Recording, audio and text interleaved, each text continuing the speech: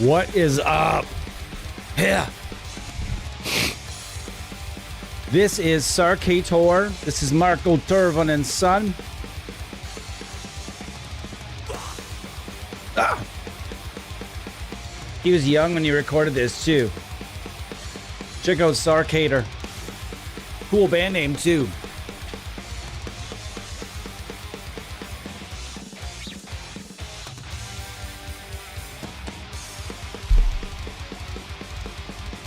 We're just hanging out today on a Friday. How's it going, everybody? My name is Tyler. Welcome to the Am Sim Show. We're trying out something new today. I tried it out for 0.6 seconds.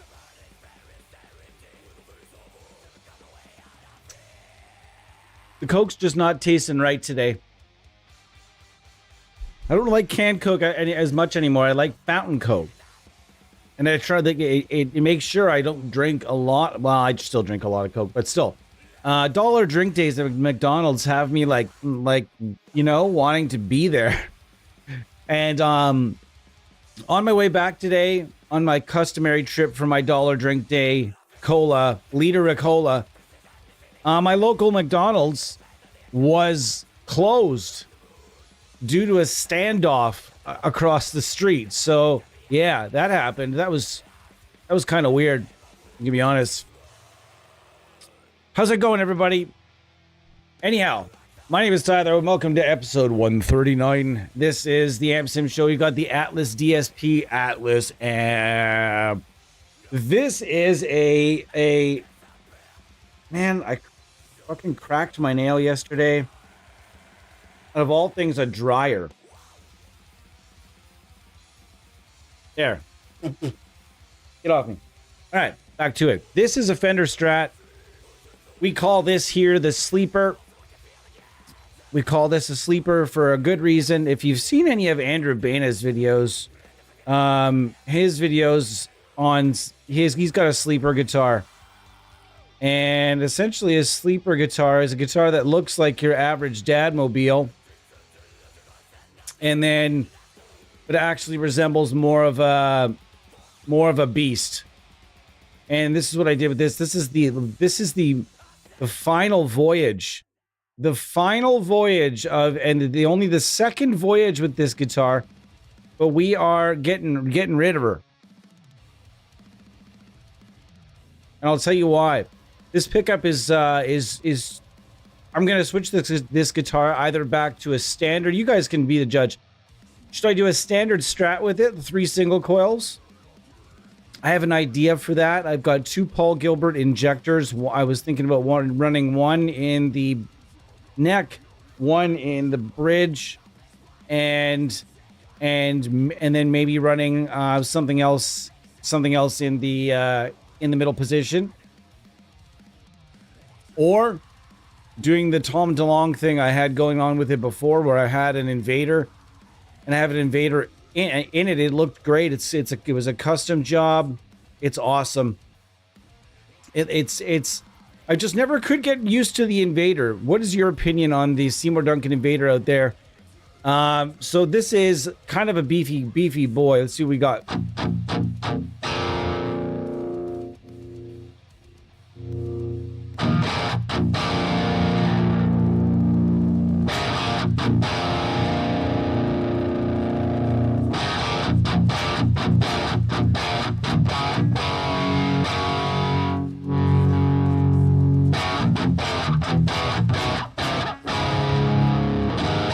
It's in B flat.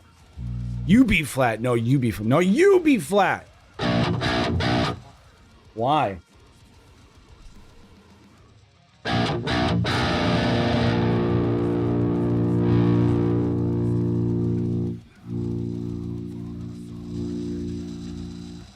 Interesting.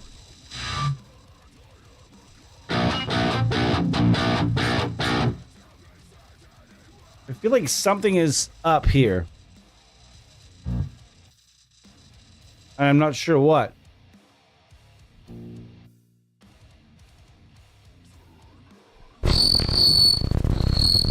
Oh boy. I don't know what happened. What's going on here, guys? Hang on.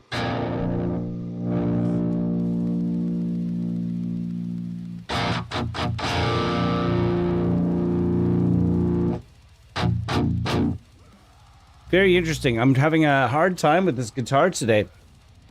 We might change guitars. I don't know why. It's sat for a bit, but I can't see what could possibly be wrong with anything. I think my interface might be starting to go. I truthfully do. Let's try this. I don't know why I just blew on that.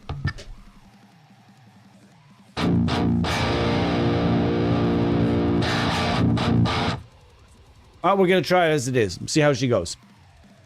Okay, now we've got a pedal section right here. Wait a minute. What? What's happening? I think I have to reload this plugin. Something is definitely amiss. Let's try that again. Something was definitely off there. I don't know if you guys could sense that as well. All right, let's try this again. All right, that's working.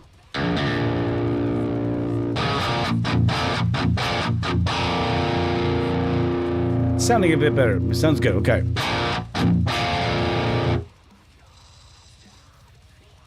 Yeah, I don't know, guys. Something might...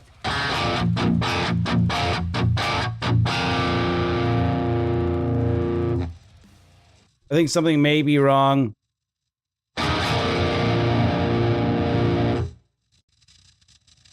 Let's try something else. Let's troubleshoot. All right, let's troubleshoot real quick here.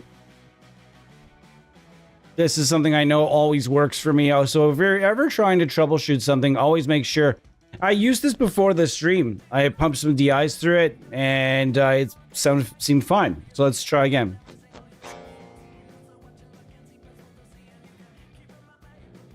Yeah, something is definitely up.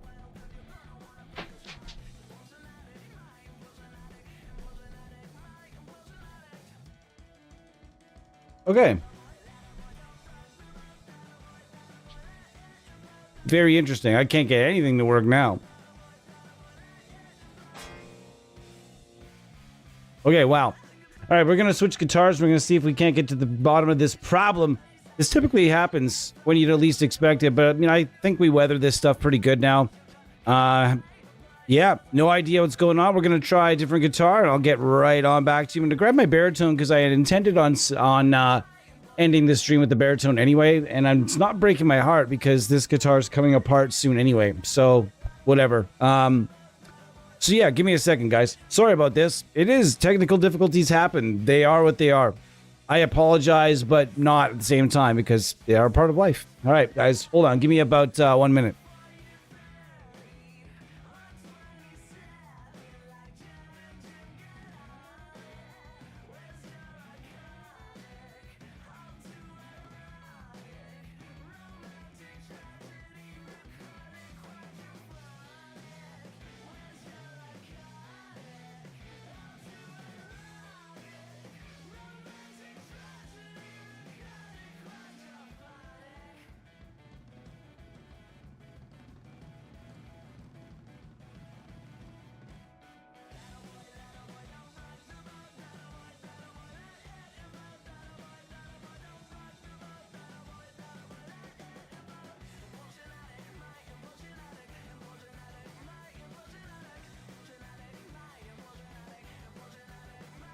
All right, let's see what it does right out of the bat.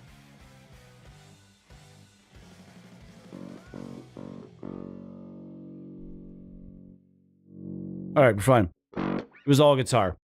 So something's up in that guitar. I don't know what it could be. I haven't touched that guitar in literally. I haven't even touched that guitar in months.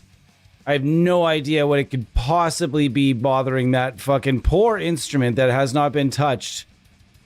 But nonetheless, maybe it was a sloppy wire. I don't know what it could be. Either way. All right, see what we got. Man, we have like nobody is talking today. What is happening in this place? What are we doing? Plus, you know, the guys at Atlas DSP would probably have really liked it if I tested this thing with a big beefy baritone first day out anyway. So let's do that. Because I know that these guys like to their thalness and gentness.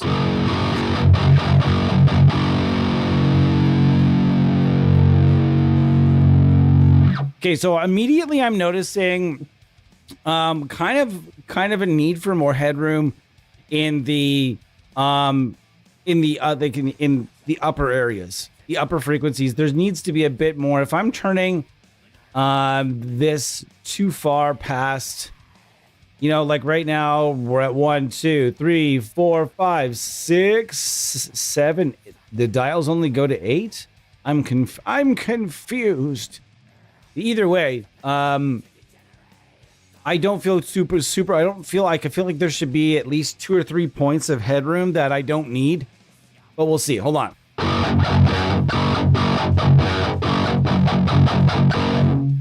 That's sounding pretty fine.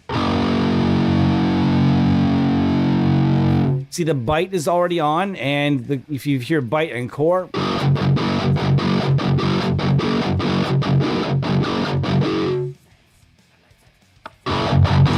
Like bite destroys core. I think core could be made to be maybe a little bit more attractive. Otherwise, I think like this is just going to be a set it and forget it on bite at all times. High and low is actually pretty cool. One gives you like a slightly, it is what it is. It's a slightly lower gain, a little bit more twang to it, which I liked. Let's turn a pedal on. You've got the divent or divent. I'm going to call it the divent pedal. I don't know what it does. I played around with it for like probably 30 seconds and I couldn't really fully tell with what I was doing. So we're going to find out now. And we've got our favorite grind and thaw pedals, aka I think they're called something else though. Are they not? This one says DI crank and this is the DI grind. I'm just so confused by this naming thing. Also when you go back to if I go away from the pedal, this is a bug. If I go here and I go back to Atlas amp, it brings me back to the main panel. You don't want that. So these are little things, and I am going to send this stream. I'm not picking it apart. This is just simply first impressions. I'm going over it. I know I went over it long enough to know that it doesn't suck by any means, because I hate those scenarios where I try something thinking it's going to be rad, and then it kind of sucks, and I've got to kind of just tiptoe around it a little bit, and then I end up deleting the stream later. I don't like shitting on stuff in streams. Also, for after the Atlas amp, I've got a few other things, but I don't really have anything super concrete planned. So if you're out there and you're watching and you're hanging out, what's going on, Brain Dead? Cody, digging the visuals. You mean like this wonderful guitar? This is my Harley Benton baritone, by the way, if you have not seen this guitar.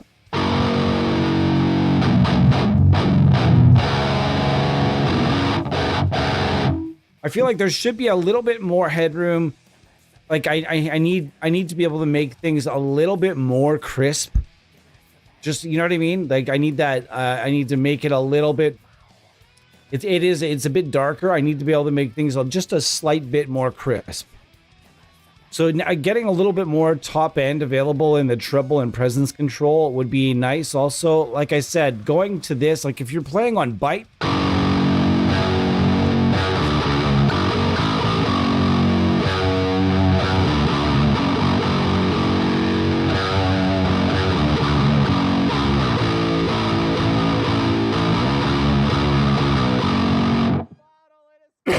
Then you go to core. That one is not nearly as effective. I get what Byte is trying to do, but Byte is giving that more. It's snarly. Core needs to have something just a little bit more attractive to it to make it a little bit less, to make it so that people are going to be like, damn, that's something I really want to layer. That might actually sound pretty good if you use, like if you're quad tracking, you use 2 tracks of core, 2 tracks of Byte. Because core does give you a bit of a different sound, but I would say that the core side of the plugin could use just a pinch of work. We're gonna chug the pedal on now. Again, we're in that scenario where things are not functioning. So we got a couple of bugs, but keep in mind, brand new release, brand new company. These things are going to happen. You guys have seen me on here with very experienced companies testing new products that had little small bugs and stuff. And if your beta team isn't using like every DAW under the sun, it's sometimes things can just simply be missed. That's it. Just simply, sometimes things are missed, and that's okay. Let's just go left to right also to see what we have here. We have 2 cabinets. This graphic could be, in my opinion, a little bit bigger. I think these cabinets could be like, look more like 412, take up a little bit more of this space. Or they could have 3. You have space here for 3 cabinets. That's another option. But nonetheless, things look pretty awesome here. I like these graphics a lot. And we've got what looks to be just different options. There are no mics, this or that. You get, well, we're going to test some things. Or you can load your own IRs. All right, so we're all the way one side. Let's try a couple files out here.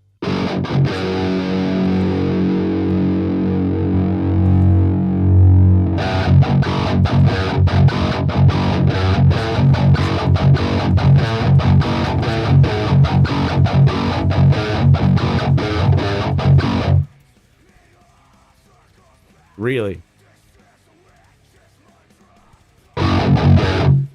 Okay. Relax. Calm down. Do it now.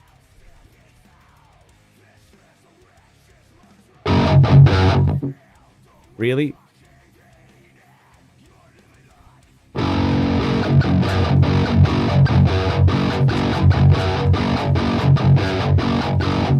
Okay, that's Atlas crank. Here's 2.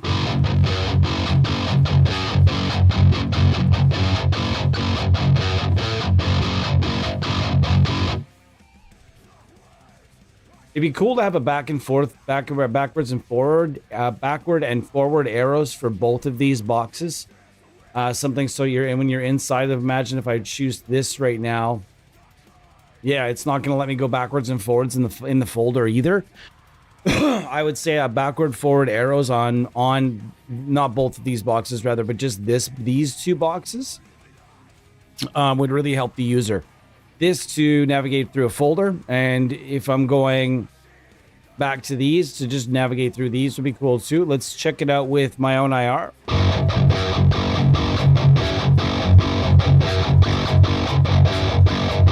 Niels, what's going on, dude?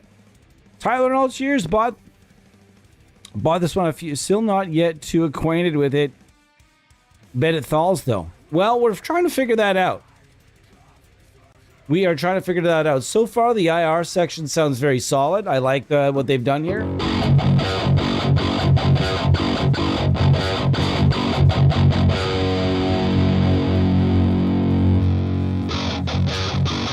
All right, say a bright file like that and a darker file like this mixed together.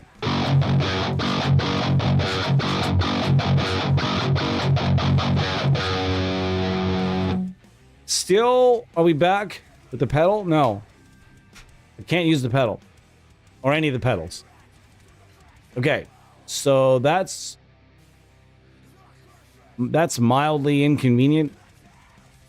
I can't use any of the pedals. So that's okay. We're going to report a major bug. This is not a small bug. This is a major bug. We're just going to report it. No big deal. Okay, guys? No big deal. We're gonna rebump this thing here again. Oh, hoy. And we're gonna go back. No big deal. I have done it 1.5 billion times before. If I had $5 for every time I've had, it didn't crash. It sort of kind of crashed, but not. All right, so now we're gonna try it with the pedal. I'm gonna sort of mimic the loser settings I have on this. And because I like the settings I have on this. Now, if I go here again. Okay. I think that's about what I was after here. Yeah, all right.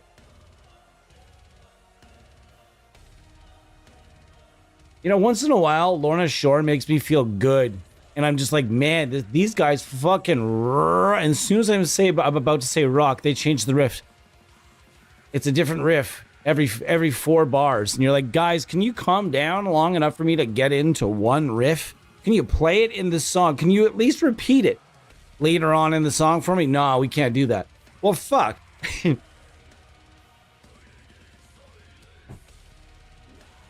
All right.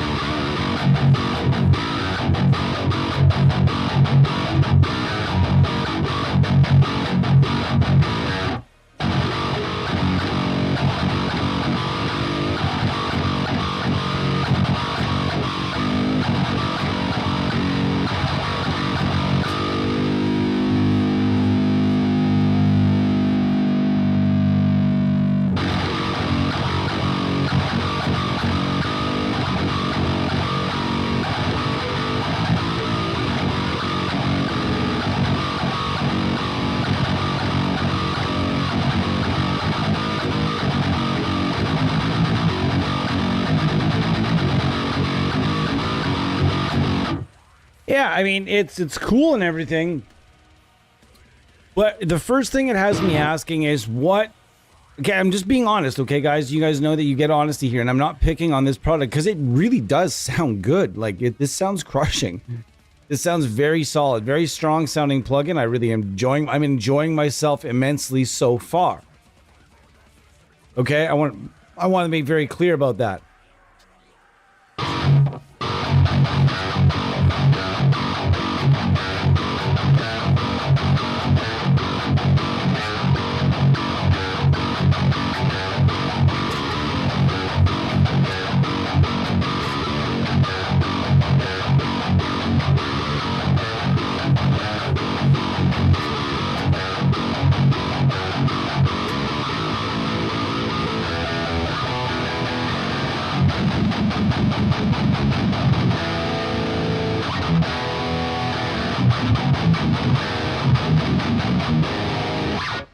Little attitude. What are you gonna do? But here's what I'm gonna say. I think the majority of us already have a plugin that can do pretty much what this is doing. I mean, that's just... There's no other way to say it. This is not creating new ground. This is not... There's nothing... I'm not gonna say that there's nothing overly unique here. I mean, it's a crusher, but that's the thing, is how many crushers do you already have? If you already have, if you're a couple, only have a couple, yeah, by all means, add this. If you have many crushers, like many crushers, like many of us do, I would say do the free trial first. Is there a free trial? I'm not sure. I didn't actually look, but check out and make sure and see if there's a free trial.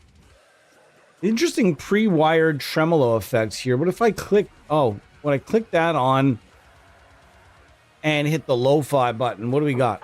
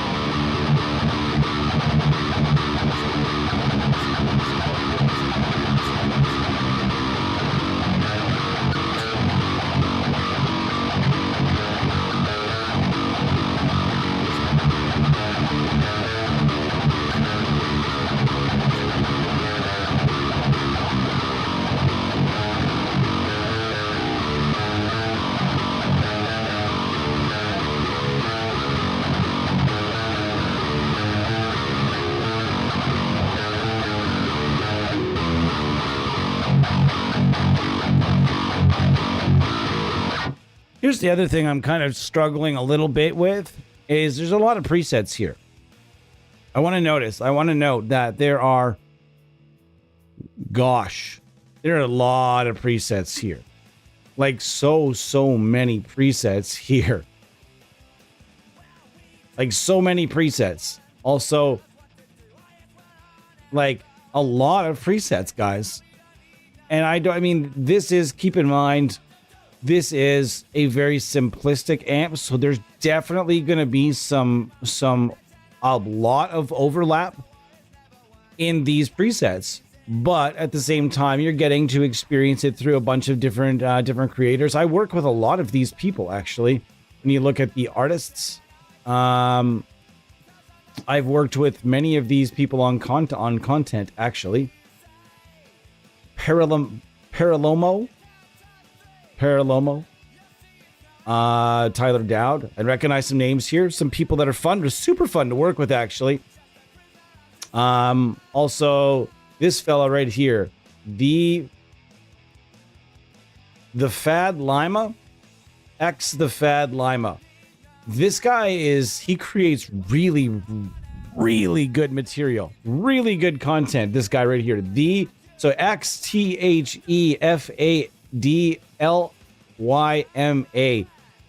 the Fad Lima. Make sure you check out his stuff. Dude's got really cool stuff.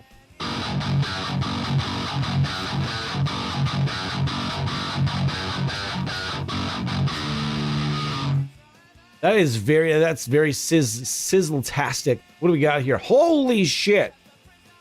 Homie is stacking and packing pedals here. Wow, that is too many pedals.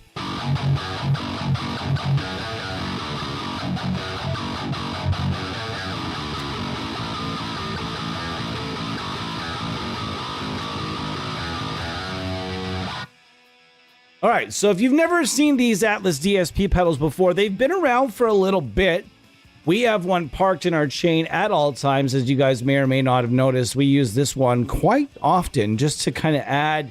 When I'm testing new products, I like to, and we're building things, we like it.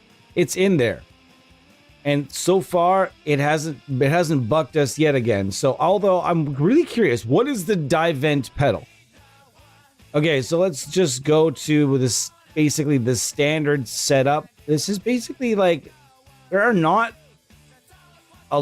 a ton of different presets. There are not a ton of different ways to set this amp up with as far as this portion goes, but you can do a lot when it comes to the cabinets and blending, and there's also the EQ, and they give you a chorus, which is nice to have. I like putting chorus on even rhythm guitar sometimes. Just a very subtle, super subtle amount can go a long way into beefing up your tone. So maybe we'll try that. And they do have a blend, the fucking blend knob. We want the rate and the depth. Let's see what we got.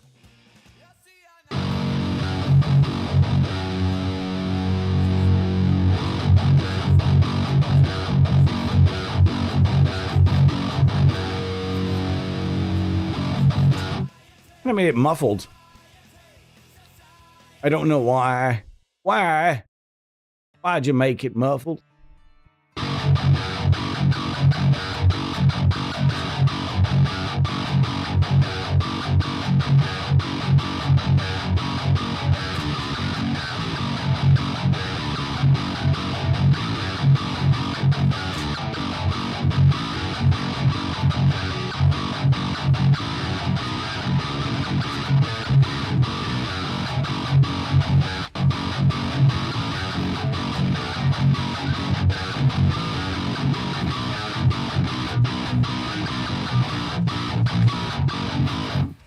Mom, how's it going, everybody? Death Form Archive, Rafita Pizza. Nice to see you. Nice to see everyone. They play everything out there all at once, showcase the techniques they know in each song. That is really what it is. Honestly, I've heard Lorna Shore before. It's called Flesh God Apocalypse. Really, honestly, Lorna Shore just sounds like a more modern, way more chaotic version of Flesh God Apocalypse. And when I say that, I mean, I feel like every instrument, it sucks. It sucks that metal has become a place where every instrument, every player in the band needs... Ah, my glasses. I gotta get something out of my eye, folks. Every player needs to have this... Sorry, guys. My headphones falling off. It's like every player in the band needs... Absolutely must be heard at all times. You know what I mean? There's like this complex where now even bass players need to be tapping. Like you'll look over during a random fucking verse, and there's the bass player. Dude, fucking play the bass. It's the verse. Can we let this singer have it? Can we let the singer have the verse? You know what I mean? Like, can we let the singer set up some of the verse? There's no reason at all a bass player should be tapping while a singer is singing. Guitar players, I get it. Maybe a little bit of tapping on the bass, sure, but like, geez Louise. It's like, but yeah, there's a lot happening. Here's the way I look at it. Listening to Lorna Shore is like playing the new Doom game. There are 9 billion things happening at one time, and you're trying to focus on all of them. And you're just... Man... The new Doom game, I actually have not played it, although I look at it and I've watched a couple of like shorter playthroughs, and holy shit, that game looks stressful. This music, literally, like, I love me some fast and chaotic and technical metal, but there's just, I need time. Is it me that is it because I'm a boomer? Keep in mind, everybody over the age of 30 is a boomer now. Everyone over the age of 30 is a boomer. No idea how we got to this point, but everyone over 30 is a boomer. But is it this mentality where, like, when I hear a cool riff, am I alone in hearing that cool riff and thinking to myself, geez, I would like this cool riff to keep going? It's like, you're like, first it takes your mind a second. The riff comes in. What? Hold on a second. That part was fun. Can I hear that again, please?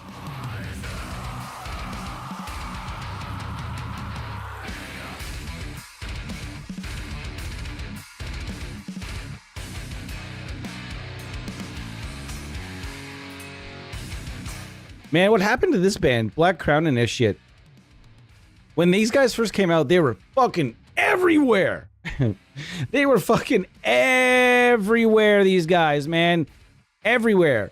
And then I just stopped hearing from them just quite so much. I don't know. Okay, how's it going? Is that drop E? No, I'm in F sharp right now.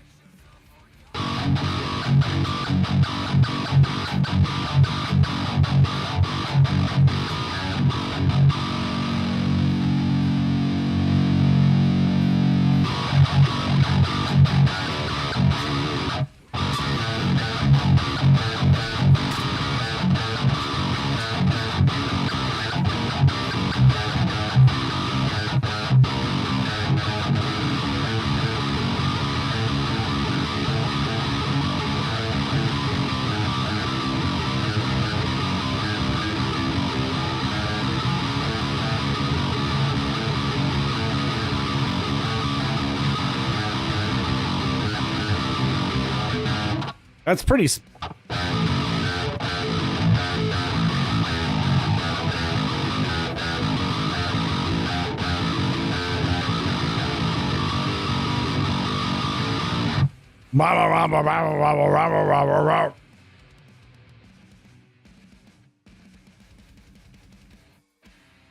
But anyways, going back to Lorna Shore, it's just like, I like what's going on, but it's like it takes your brain 2 bars of the riff. For me, okay, this is how me and liking a riff goes. I hear the riff the first time through. My brain says, what was that? What was that? And then all of a sudden we're on attention. The second bar through, your brain's like, yeah, it came back. Yeah, yes. You're listening to the riff, okay. Riff's coming back again. Ooh, I'm feeling it, third bar. Fourth bar, you're like, now I'm making sense of the riff. It's a little more technical than I thought. Oh, I can hear a ride cymbal in the background. Can't wait for the next bar. Gotta be 8 of those, right? Oh, and it's gone, and there's another riff in this, and then the riff never comes back. There's 47 riffs in a Lorna Shore song, and none of them repeat. I'm just teasing. But when I do listen to them, though, like I watched their Hellfest, guys, I don't know if you realize this, but Hellfest, all the festivals now are doing live streams and getting pro shot. Every last fucking one of them. So you don't even need to go to them anymore. Especially if you're a person like me where you just don't have the money or the time or the travel courage. I love it. I love that in those memes where you see, all you need to travel is courage. Yeah, I didn't know I could buy tickets on just courage. Does Wacken take courage? Do they be Airbnbs and other things around Wacken in Germany? Do they also take courage for payment? Wait a second. Does courage gonna come by my house and feed my cats for a week? Fuck, like courage. Travel takes more than that. But what I'm saying is, you go back to it. And I was watching Hellfest, and they recently got art concert, ARTE concert up here on YouTube. Search it in that bar, ARTE concert. You'll see the last few years of live streams at Hellfest and a few other festivals that this company's been doing. Sure, they also do a lot of like fluffier festivals like EDM fests and some other things. But man, keep an eye on that YouTube page. Subscribe now, ARTE concert. Be sure to do it, because I'm telling you guys right now, you'll be sad if you don't. You'll miss out on a lot of cool live shit. These guys just go festival to festival to festival to festival to festival, and they put them all up, live stream and everything. Man, some bands, it seems, must not sign the waiver. There are some headliners that do not get streamed or recorded, and fuck it, I don't care, because they're all getting all that other shit for free. It's rad. And so basically any festival, what we did last summer and the summer before is we looked up all the festivals happening around Europe. And we got a big list. There's a big list, and we found some of all the metal and alternative and rock and all those festivals. Power metal, whatever. There's one Doom festival as well that it's like doomy bands. It's in the forest, and there's these 2 festival stages that are literally in the middle of a giant forest. It looks so fucking fun. Monolord played it last year. So what we did is we made this long list of all the festivals, and every time the festival would come up, we would start searching on YouTube for that festival. And lo and behold, there would be these live streams and then the post content that comes out, sometimes it'll come out like a month after. It's super cool though. Maximo Fernando. No Nintendo Core for you, Death from Archive. Hold on, let me keep going here. Did you update Ecoside? No. Ecoside is gone. Tone Suite Ecoside is now a legacy product as far as I understand. There is a plan as to something to do with that plugin, although it's not my plan and it's not set in stone, so I don't want to talk about it at all. As far as I know, though, because he changed how he's doing the Tone Suite, guys, when you see how elaborate the new Tone Suite is, you guys, when you're used to those signature plugins, in some cases, there's a couple developers that when they do a signature plugin, they just give you 3 or 4 single channel amps with nothing but knobs, no mods, no channels, no nothing. This is all just single channel amps or single channels from multi-channel amps that have been pulled out and put into their own UI. This happens more than you think. Like, for example, like an Archetype, there's one plugin where one of them is just based on one channel. There's a bunch of them actually that are just based on a single channel of a certain amp that artist happens to use the most. They don't use the rest of the amp. It makes sense. You're not going to develop the whole amp when the artist only uses one channel. I get it. Train. It's happening right now. You're going to hear a train horn. It's going to happen. But you guys, and I think that the tonalities also do it really nicely, where they really try to present the full real deal amp to you. This is going to be, this is sort of a, this is sort of going to be a little bit of column A and a little bit of column B's. Most of these are Franken amps that are modified from stock originals. And it is going to be, guys, you're going to have a real trip with this. All right, let's find out what this die vent does. So we're on just a regular ass tone now. All right, so we're going to die vent. I'm going to turn the blend all the way up.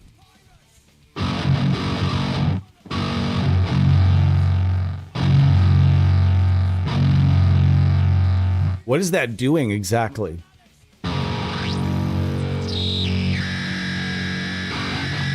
What is that doing?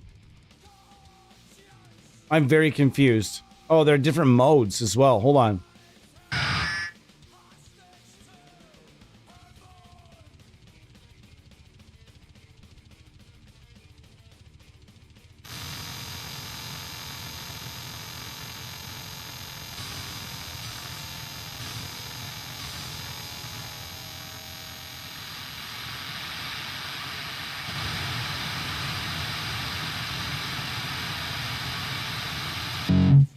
Okay.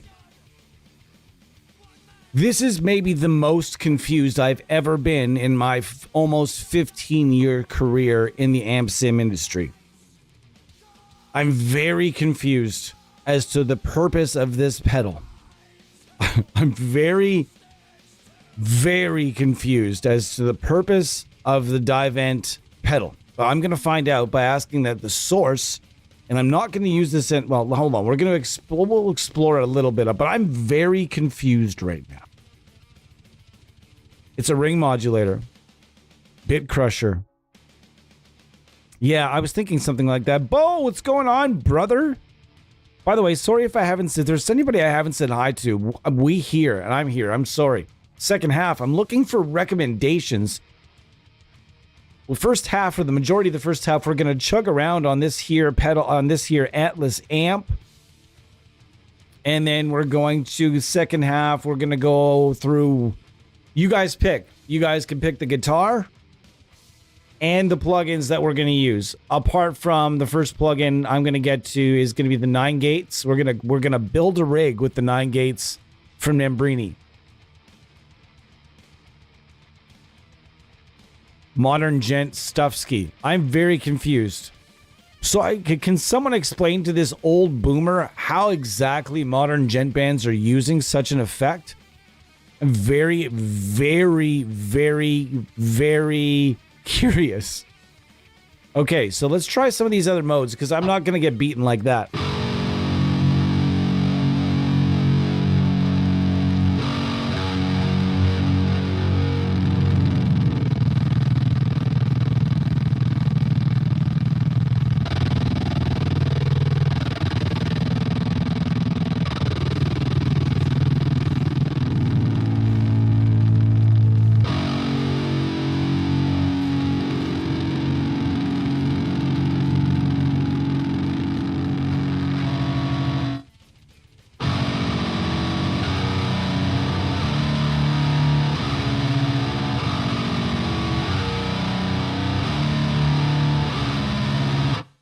I gotta say, this thing is a real trip. I'm very confused.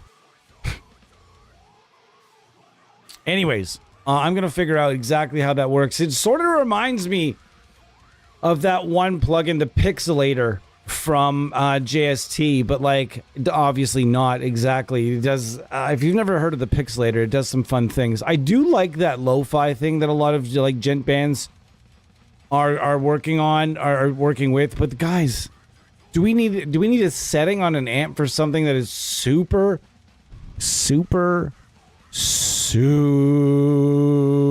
easy to do with an EQ? Or I guess if we're wiring, are people using this with is this MIDI capable? I don't think this is MIDI capable. If it was MIDI capable, I could say then yes. But if it's not MIDI capable, I don't know. I feel like you could just do this just as easy, but it's nice to have that fun lo-fi effect. Anyways, there's a few plugins that are adding this now.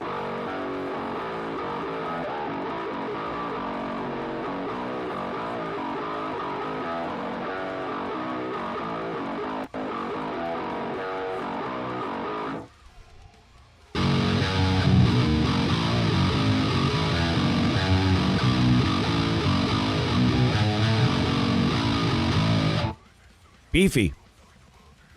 I'm not into gent, but my friends are. I hear those weird sounds a lot in it. Interesting.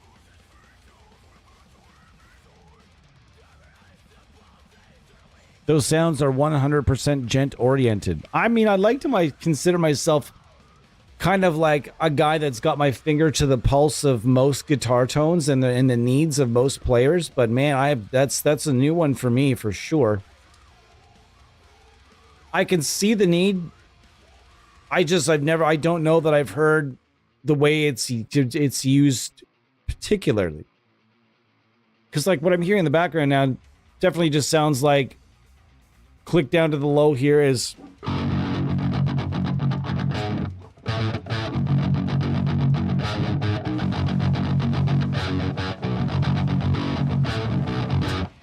I just don't like it takes so much volume off though.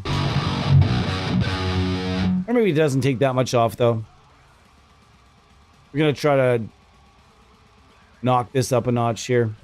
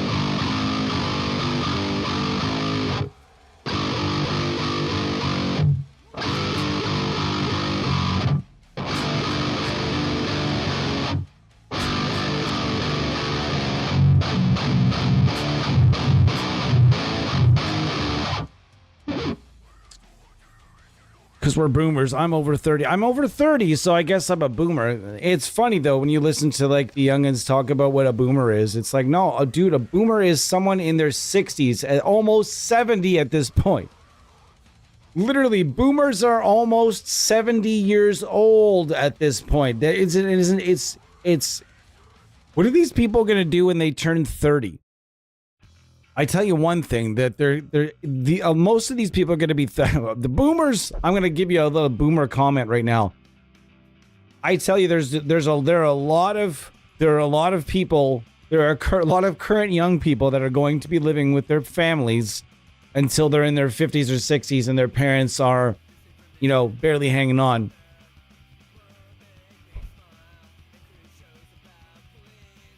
I'll tell you that. I'll tell you what. Anyway, so what's your verdict on the Atlas amp? What's my verdict on the Atlas amp? So far, I realize there are some bugs, and a less experienced reviewer might take these bugs, might take offense to these, might see them as a reason to give the plugin a poor score. You know what I mean? I'm fortunately not that type of a person. I realize what bugs are. There's going to be bugs in this thing for probably another month or two, maybe 3 months, depending on how big their beta team is and how many people they have testing their stuff for them. Okay? And it helps to have lots of testers, boy, lots of testers. And I don't mean people that are just wanting to get their hands on it so they can start making content. I mean, people that actually want to test it and put it through the actual steps. Yeah, I think people are already calling them Zoomers. 7 out of 10? I'm thinking without the bugs, this thing is giving me, if I'm looking at it, I'm not looking at it for what it can't give me. I'm looking at it for what it can give me. And what it can give me, and what it can give people that are into like the modern metal or gent sounds, this is going to be an absolute fall factory. This is going to impress a lot of the people that like the gent guitar tones. And if that's what you're looking for, by all means, give this a go because it's pretty fun. It is. It's super fun. I'm having a good time with it. So far, so good. I'm going to try this here.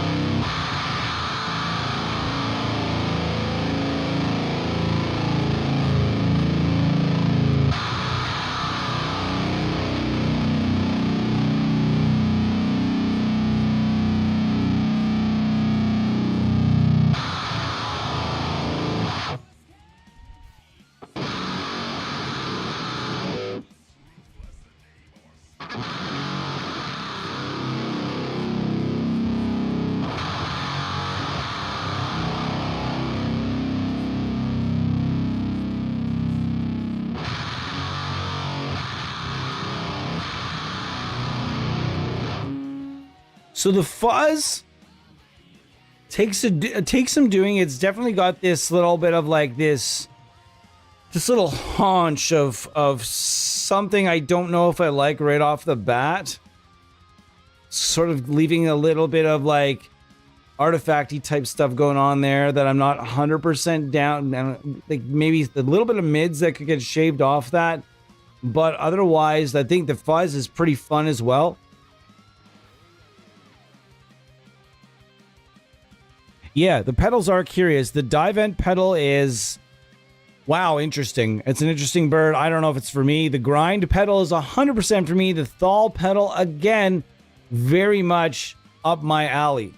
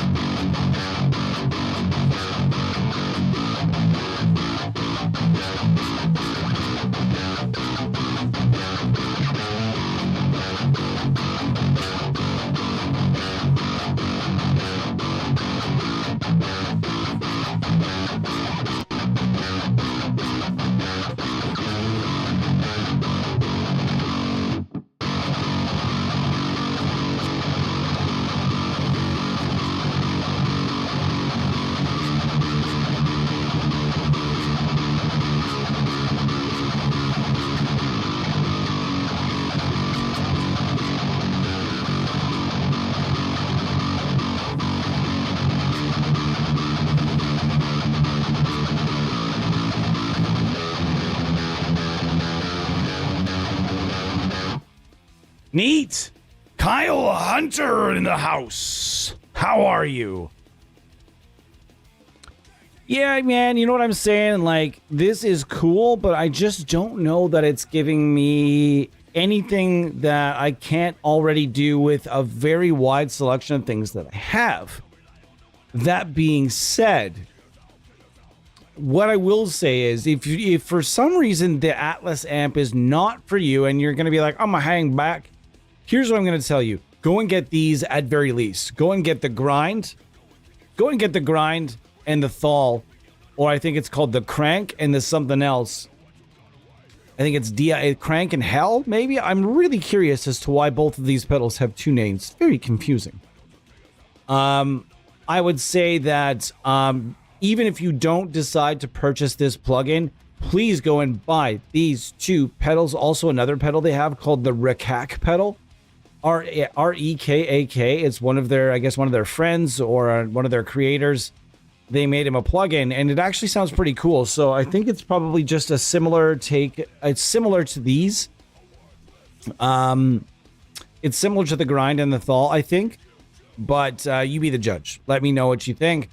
But like I said, even if this amp is, you're like sitting there saying, well, there's nothing this amp can do that I can't get from a bunch of other amps, I would still caution you and say, make sure you head over and give Atlas DSP some of your time, because like I said, the Atlas DSP Grind, or as it says up here, the Atlas DSP DI Crank, is a very, very solid pedal to add, and as is the other one here. I'm actually going to put the, oh, it's already up there. DI Hell is the other one.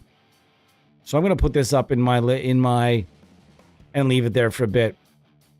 As you guys can see, I've got my usual pedals here that are always in my chain. If you guys ever have any questions to the things that I keep in my chain, none of these things are on except for my denoiser, which is, believe me, the saving grace of every single solitary stream we do here, because without the denoiser, I wouldn't be able to stream due to the environmental noise in my where I live. It's just, there's too much happening. Okay? Otherwise, so say thank you to the denoiser here. This thing, we would not be what we are without you. You beautiful little beast. Let's see how much is it doing today? Oh, hang on. Oh wait, they've got the gate here is grabbing too. Hold on. Not too bad today. Not too bad. Nice. Kyle, how are you? Tony Guitar, how are you? I don't think I greeted you earlier. 11 people in the house. It's nice to see everyone today. It's Friday. It's the end of my first week of holidays. Although I'm going to be honest with you guys. The first week after holidays, I do nothing. I make no real, concrete, solid plans. What do I want to do my first week off for my holidays? I want to sleep. And I nap a lot. I nap so much in the summertime. I don't know why. It's just fun. I actually get fun out of just like, simple little like 30, 45 to 60 minute power naps. Just go in there, hang out with one of my cats. My cats will usually just chill on the bed. It's nice. It's nice to do that. I strongly suggest everyone make sure you're getting your naps in. All right, so second half today. Second half, we are creeping up on second half. I'm gonna give this a 7.5 out of 10. I think that when you turn off the bite, I'm gonna give you my first impressions. The goods. The goods are, it has the grind and thaw pedals, or aka the crank and hell pedals. These things are awesome. I really like the amp when it's in its bite mode. Okay. Oh, wait a minute. Hold on a second. Did that do what I think it just did? No, it didn't. Okay. I really like the amp in its bite mode. Not as much in the core mode. I think the core mode could use a little something else. Otherwise, I think people are just going to click this here bite switch up to bite and leave it there forever. And if 99.9% of your users are using the one setting 99.9% of the time, you want to ask yourself, could I do something better with the other setting? The lo-fi, I really like. I feel like there could be just a tiny bit more headroom on the top end of the frequencies. There's maybe like a saturation, sort of like a switch that adds a little punch of saturation or something would be kind of neat, but I'm not going to be too picky. The IR section, fantastic IRs, bravo. All the files we tried today, everything in here, they're all, I'm assuming, mixes, mic blends. And all of these sound really good. I would be really curious as to actually how they were shot, which cabs they were shot on. So some questions I'm going to ask the developer when I have a few minutes. I think that these cabinets could probably take up a little tiny bit more space. They could probably make these about, yay big. Okay, yay big. And take up a little more space. You might be thinking, oh, geez, this sounds really picky. Guys, this is my job. This, very standard, works good. There's nothing else I need. I didn't even really go in here. If we're probably going to find that this is a very simplistic and easygoing EQ. Chorus pedal, I didn't really get a lot of time with it. I had it on, I had it off. The reverb pedal, we haven't gotten into that just yet, but I would imagine that's probably pretty cool. Interesting that there's no delay here. I'm not picky, but there are a lot of gen guitar players that use delay, and there is room here for another object. Maybe in the future they would consider adding a delay pedal. I think it's sort of become stock. I like the tremolo. It's very interesting that the tremolo takes up kind of like a good sized portion of the UI over here. I like it. I think it's fun to add, and it's an interesting effect to add in. The downs, I did not really like this divent pedal. I don't know that I get it. Maybe it's something that boomers don't understand. Even though rig modulators have been around since, fucking forever. I've just never really been a big fan of the sound of a rig modulator. We actually have a really good ring modulator plugin from Kawasa all installed here, and I don't think I ever use it. The downside is I think that this is a very one-trick pony. But if you like that one trick, this is definitely for you. If this plugin, as mentioned, is not necessarily for you, and you can tell and just look at it and say, this isn't fully for me, these two pedals will be, okay? Grab these two pedals. Make sure that you grab these two pedals. I'm telling you right now, they'll be fun to have in your collection. Okay, a lot of synth happening in the background right now that I'm not fully feeling in my life.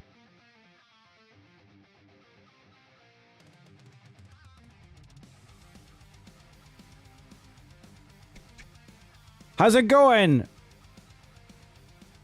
Seuss in the house, guys. If you haven't checked out Metal Tune Music, even if you do not speak Spanish, one lick of Spanish, the language of tone is universal. And if it's one thing that my friend Seuss knows, it's how to get great tone out of anything. That's one thing about pretty much every person on the team here. Every single member of our team here is that type of a person that if they can't get a good tone out of it, it probably sucks real bad. Okay, that's like myself. I like to brag that if I can't get a good tone out of it, it's probably not very good. And I think everybody else here on the team is the same. We are all very much the same. So check out Seuss's channel. He is very up to date and current, even more up to date than current than I am in some cases. So check out. He's very current and up to date on his demos. So make sure you check him out. I'm training to record a cover, and my computer is not cooperating. Sorry. Charlie Crease, OG in the house. OG in the house. We've got 2 orange C's now, though. Curses!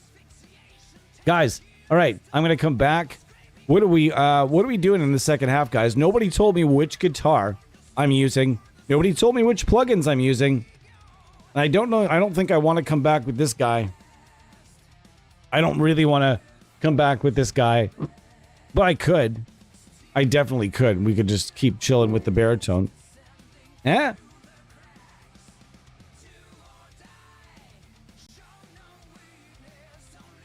The Harley Benton one, but the tariffs and the price is less tempting. What do you mean by... Oh, Cody. Okay, Cody, you're in... I'm assuming you're in the States?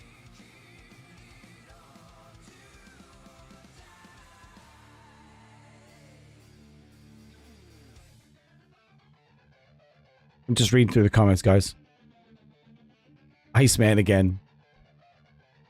Studio Lord, eh? Studio Lord. For what I have planned in the second half, though, I don't think that's going to work.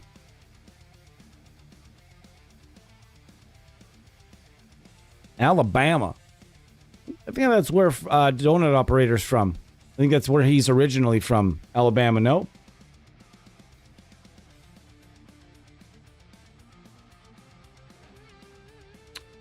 All right, guys. I don't know about the Iceman or the Studio Lord. I can do Iceman. Why not? All right, guys. I'm going to grab the Iceman. I'm going to come back and we're going to test some other things out. If you guys have plugin suggestions for the second half ski here, I would be all up for hearing them. I'm going to go find some 11 day, I think it's called 11 Day Kush. I just recently purchased this herbal remedy, and it's wonderful. Just wonderful. All right, guys. Give me about 2 or 3 minutes. Thank you so much for being here. I can't wait to get to the second half. It's going to be fun. This is the one of the power amps we're going to be using. It's called Pillars. The Pillar from Kuwasa. I've also got the TPA loaded up, and we're going to start off with the 9 gates here from Nembrini Audio, and we're going to see where we go from there. Okay? That's what we're just going to fire it up with this, a unique in-house creation from Igor Nembrini. Resington is giving a free amp sim. I wonder from who? I don't think it was made with... Who's it through, Ton? Does it have his own name on it? Somebody make it for him, or is it with a company? This is a 30-inch baritone. Yeah, man. Ton, I'm all in. I will do something with the Studio Lord. The 30-inch, sorry, the 30-inch scale feels rad. I don't know. It just does. This guitar feels and plays really nice. It's not like some people said that a 30-inch scale is going to play like a small bass, like a mini bass. And it doesn't. It doesn't at all. Like I can't even. It really doesn't feel like a lot more. You know what I mean? It doesn't. It doesn't. A fan of him made it. It's called Resington. Resingtone sounds super badass. Vitar. So then it's Windows only.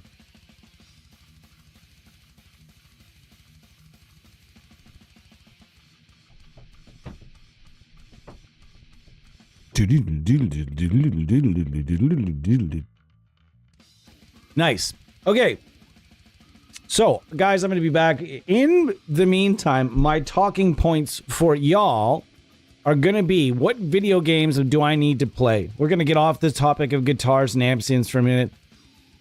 Which video games do I need to play this summer? If I've already played it, I'll just tell you I've already played it. But I'm curious. I'm looking for recommendations. I've already got about fucking 8 games that I need to play, but just don't feel like playing. But yeah, tell me what you guys think in the comments. Also, yeah, which festival are you most excited about this summer? Even if you're not going to it, there may be a live stream or pro shot coverage, guys. So take a look right up here. That's my go ahead right up here for the next 2-3 minutes. Go and search for your favorite festivals and see if there's some pro shot stuff and you might not know it. Fallout, all of them. It's not Vadim? Okay. Fallout, all of them. Fallout 4 spoiled me, dude. Fallout 4 is so good and aesthetically pleasing that when I try to go back and play the old Fallout games, they're just so fucking chunky. So chunky, man. I couldn't do it. I tried to go back and play New Vegas. I could not do it. I was like, this is offensive at this point. There's some old games I can go back and play, but there's some I cannot. And that is one that I cannot go back and play. I'm very excited for the remastered. I think they're remastering 3. Fallout 3 right now. They're remastering that, I think. 76. You actually like Fallout 76? I've heard a lot of people that really, really, really hated it. I played it when it first came out. I played it for what felt like about 10 minutes. And I was like, this is not Fallout and not for me. And I didn't like the survival aspect of it. I don't want to worry about eating in a video game, dude. You know what I mean? I got to worry about eating during the summertime as is.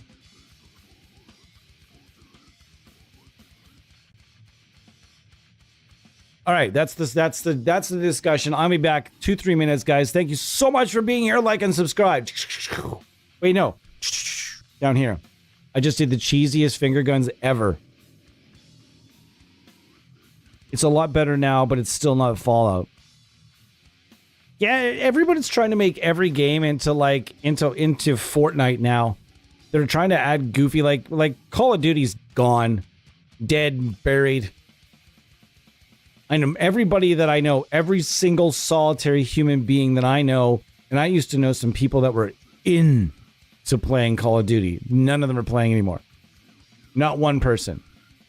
Not one single person is playing that game anymore because of how silly it is now. All right. Bloodborne.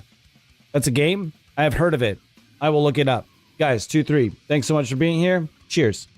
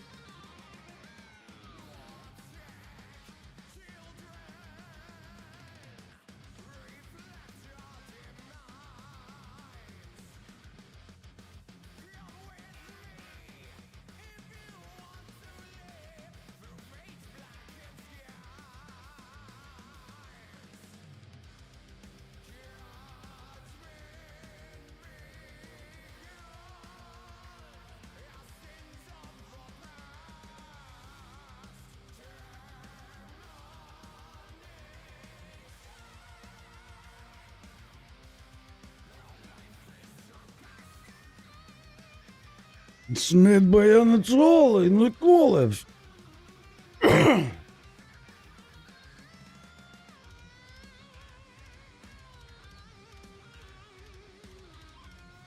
See, I can do a Russian.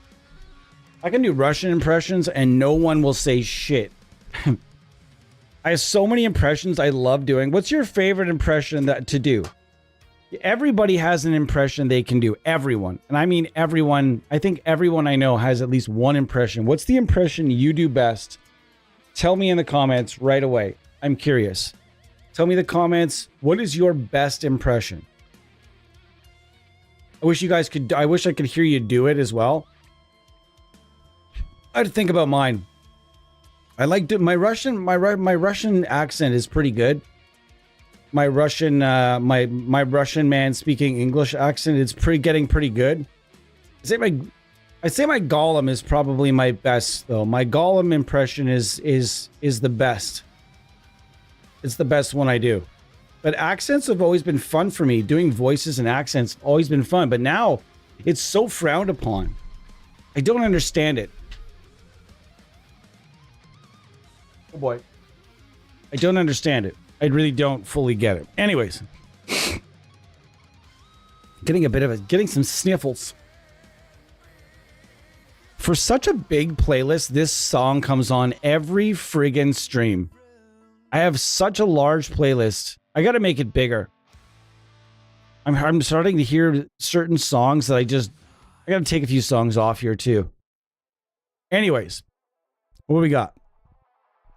Has anybody played the Metro series? Is the Metro series for me? Should I play the Metro series if I like games like Fallout and like Far Cry? I am so... The day that the new Far Cry comes in, even just comes into the new games coming soon list. Like, as soon as it comes into the coming soon list, I'm gonna lose it. I can't fucking wait. I haven't even looked and see if there's any trailers yet, but man, I'm excited. Anyways, what are we doing? We're gonna go with the 9 gates. We're gonna give the 9 gates a power section, and then we're gonna give the 9 gates a cabinet. You can just do it with an impulse response loader, but I like to do it without. I've been trying to convince. What do you guys think? By the end of this, tell me, what do you think? Would the 9 gates be good for one of Nembrini Audio's preamp style plugins, where you have the preamp along the top, and then it comes along with cabinet section and power amp and everything else? What do you guys think? Would this be a fun thing to have? Let me know, because if you guys think so, I might be able to. I'm definitely happy to pass that along. All right, let's see what we got here. TPA is all ready to rock, and we're gonna set this up like I would normally set things up. We're gonna leave it 6L6 for now. All right, and okay, let's see what we got. Oops. Fred Durst, gravy waiter.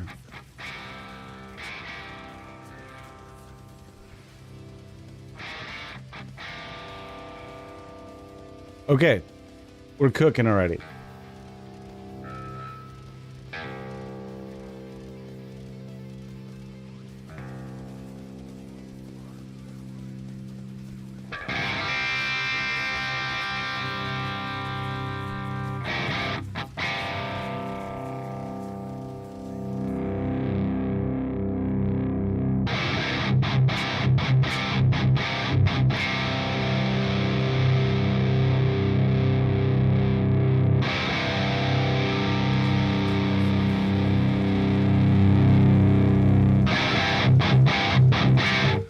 I think personally this thing could be its own plugin by, like, it could definitely, you put some really rad cabs. We've been talking about it as a team, and we talked about it briefly, and I relayed some information to Igor, so who knows?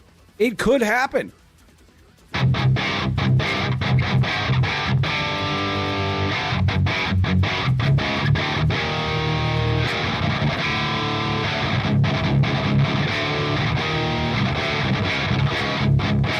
Well, Cody, the thing is, you're getting into amp sims at a period in time when the whole power amp thing isn't super necessary anymore. The reason being is that everybody figured out how to do power sections. And for a long period of time, Cody, if you didn't know how to use... Sorry, let's start that again. For a long period of time, the majority of plugins were just preamps. A lot of guys were just... They were just coding the preamps, and then you were using those preamps. Much like Ignite amps have a couple of preamp plugins. Well, you know, this is kind of like, I like to compare the 9 gates to being similar to the Ignite amps ProFet. It's not the same, but I like this simple. I sort of like to liken it to it because this thing, a lot of people don't know this, but the ProFet is actually the gain section of the emissary, as it's been explained to me by the people that designed it. This is actually the preamp section of cat hair. There it is. Get off me. This being like the drive section, of course. It's in my eye now. Fucking cat. Cat hair everywhere. Cat hair everywhere. All right. So the ProFet is essentially a preamp pedal, not a distortion pedal. I've seen it used in content as a distortion pedal. It's not. This is a preamp pedal. When you use it, we use it with a, well, I would say it's probably a good idea to use it with an impulse response loader. And if you'd like to get a bit of a different response, you can use it with a with a power amp simulator like the free TPA1 or the free pillars. I haven't used the pillars very many times. We're going to try it right now. We're going to leave the IR completely off and see what we got here.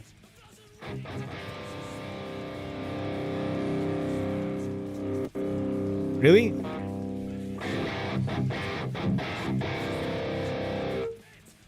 All right, so let's go to the 9 again. Oh, wow, that's so loud. Okay, I see what happened here.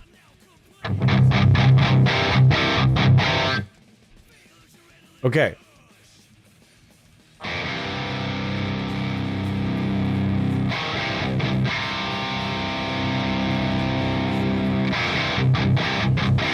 Sounds pretty good, too. This is free from Kawasa.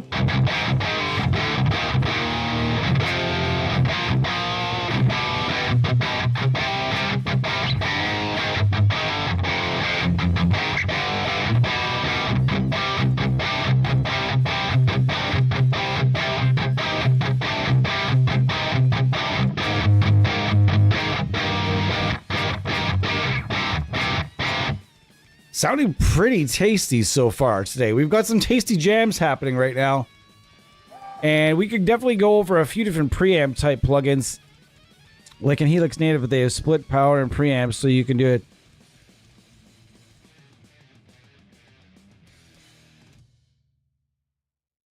Like in Helix Native, they have split power and preamp. You can do it, and it all just doesn't make sense to me. Well, okay. So your power amp volume, most power amp volume, you'll see it. You got to kind of figure out where the power amp volume is, because between different amp to amp and plug-in to plug-in, it's kind of, sometimes you got to figure it out. I would say most times I would suggest running your power amp volume no higher than 2 or 3. And then you can figure out, usually the depth and the presence are also connected in the power amp section somewhere there. That'll be more to taste. But again, I kind of like to live in that anywhere from 3 to 7, but not going anywhere outside of the 3 to 7 in the depth and presence. Really trying to kind of feel it out where you feel it's kind of coming through. Might even change guitar to guitar, pickup to pickup in that case. Bias just means that in some amps you can run them hotter, and the bias means that you're running the amp hotter. Sag feature is essentially, it's been explained to me anyways, like the whoomp and the air moving somehow. If someone wants to explain the sag feature a little bit more, That's fine. I personally don't know a ton about it. But nonetheless, we're going to go to this particular power amp. And on the back, you can change your tubes to KT88. That's the other thing. Cody, I don't know if you know your tube types, but knowing your tube types really helps you find the plugins that are really for you. You might figure out there's a type of tubes that you don't like, and then at that point you figure out okay, well, I really don't like this particular type of tube. I know a lot of people that really don't like EL34s at all. And then on the other side, I know people that hate 6L6s, and then the story and the debate rolls on. All right.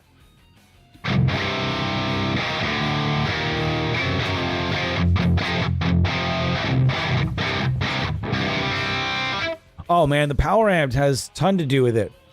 The power amp tubes have a lot to do with the way that the color of the sound. EL34 is being warmer, a bit rounder.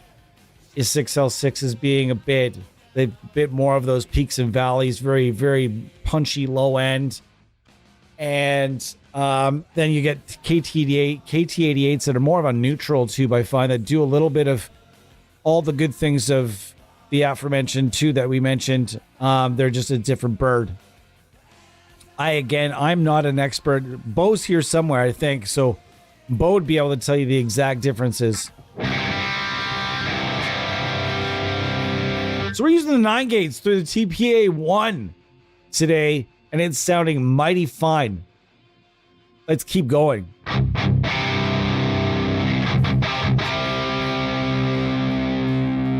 You can also use a pedal up front out of this, but I'm going to use this boost here instead for now.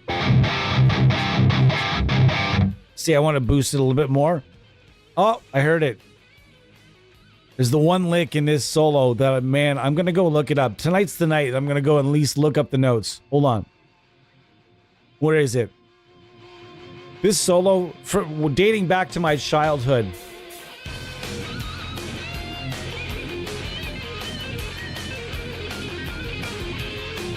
This lick right here. Right there. Ooh.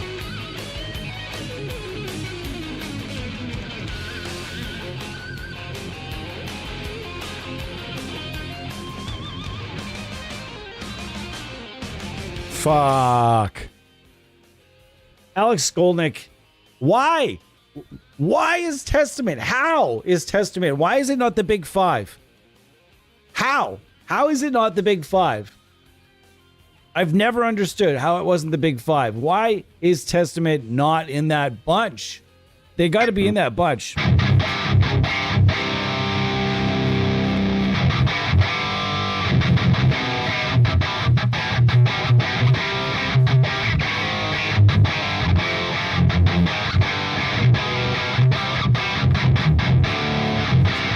Really don't even, there's not a lot of need for a boost here, guys. There just isn't. And we're using some of my favorite IRs right now. I went to the can't speak. I went to the KT88.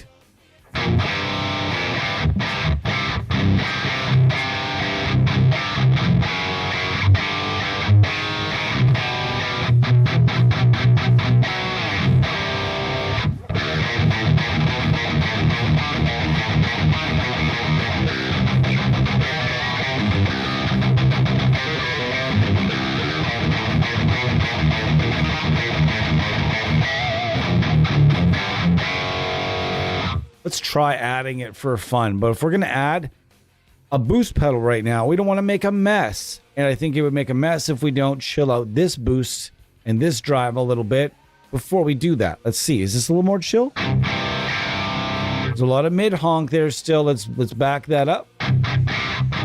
That's the edge control still. Let's back that up. Bring this back. Much better. And we're not going to mess. We're not going to make a mess now. All right, let's try our DI crank. Oh, wonderful. I need the drive back. I think it could use just a tiny bit more in the drive department. I think we could use a little bit more headroom or some sort of like a plus switch where you click in that extra oomph. I think that would be a good idea. It could be remedied by adding the dirt control of really any tube screamer. We could try that now, which I like to use just a little bit of the drive on the dead horse here. And that's perfect. That's exactly the amount I need.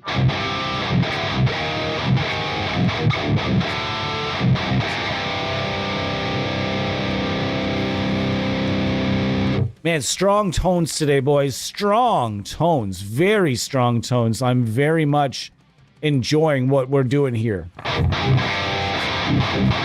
Holy shit.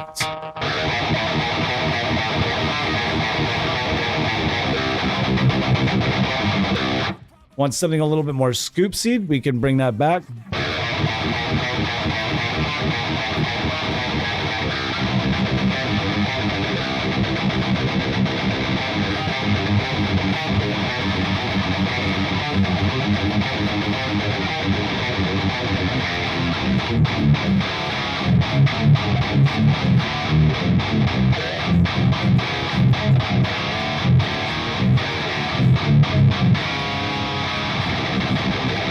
What do you mean the new shoeless pedal?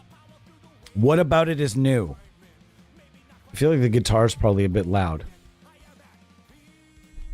My voice is a bit quieter today as well, so we're gonna bring that up.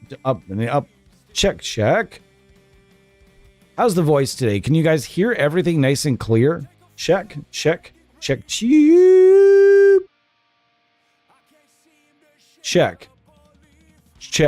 That's maybe a bit better. Felt like I was shouting over the music as well. I feel like I'm the other day my voice felt really worked. I feel like I was shouting a lot. I like yelling. I like yelling in stream and doing a lot of like, silly things, but at the same time, like I can feel like my voice is, when it's working in here, like as a vocalist, you can just kind of feel when your voice is burned out from talking or singing or whatever it is, right? So I can just by talking a lot at a more of a higher volume, I feel like just taxed. But this is a little bit better. What's different about it? More versatile tone? What do you mean by that?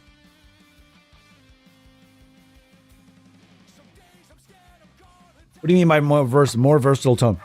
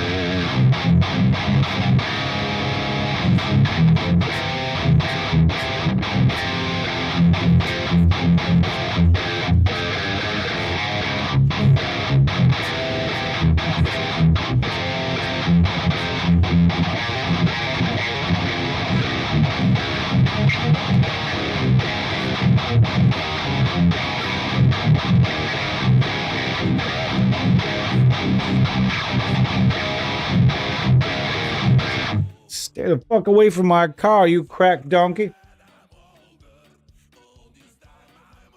You're like, did he just say crack donkey? Yes, I did. I regret nothing.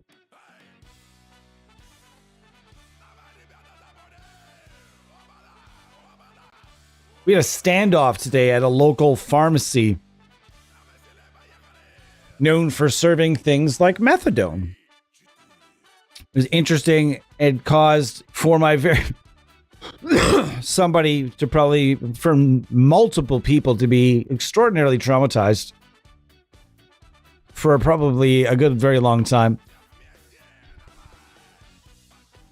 That's poopy. Cheers to those people. Everybody made it out. It was good. It was all set. Everybody's rocking. So it's all good. So my name is Tyler. Welcome to the Amsterdam Show, Hour 2. And we're just chilling today. I'm going to be here for another little bit. We're hanging out. We're making some rigs. They have updates for Schulis. I wanted to go back. Did anybody actually say anything about their favorite impression? Nobody. Not one person. Not one person. Really? Not one. New York, Boston.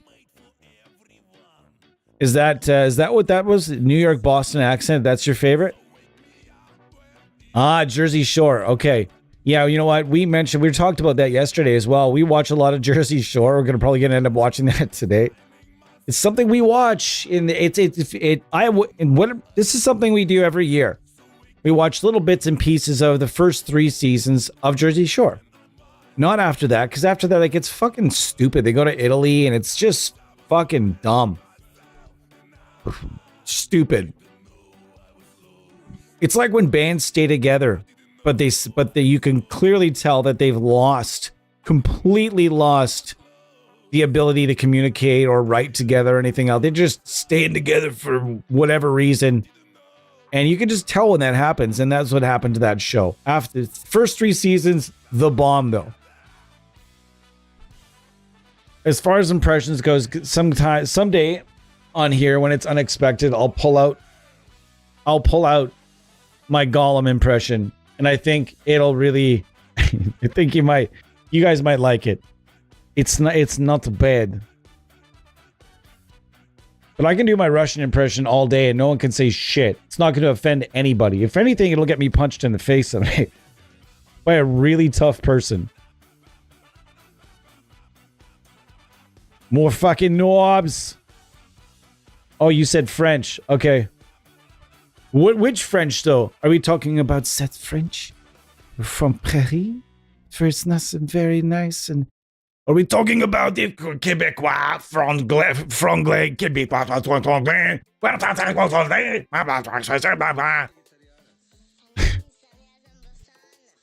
I lived in Quebec, and there is a sort of tongue-in-cheek love-hate relationship between Anglophones and Francophones especially inside the province of Quebec.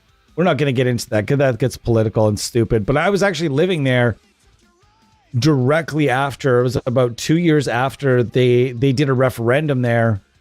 And if you don't know anything about that referendum, I know that's political, but I'm just saying, like, I lived there about 2 years after that. If you don't know what that is, look it up. There were some hard feelings.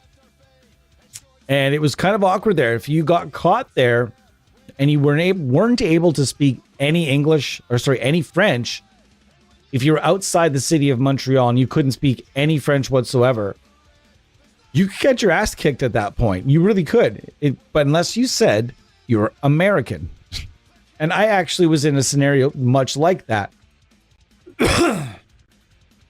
In my younger days, that was one of the things I did. Is I traveled around Canada. Well, most of the time it was Quebec and the eastern provinces, but a couple of times and more than a few times across the country as well. I traveled around as like sort of just a vagabond, young kick around, prospective, aspiring roadie, and I did that for about a year, while also telemarketing in the city of Montreal, and that place is crazy, man.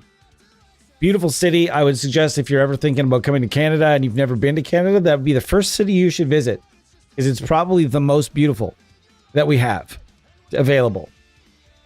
And there are a lot of great food. Paris. I'm originally from Texas. I tell you what. If you've never seen Tom Segura's bit about cowboy hats, you got to go watch it. You got to go watch Tom Segura's bit about cowboy hats. I'm usually, oh my God. And also, it's funny that you mentioned that I only read the Texas part and then I read the rest of what you said.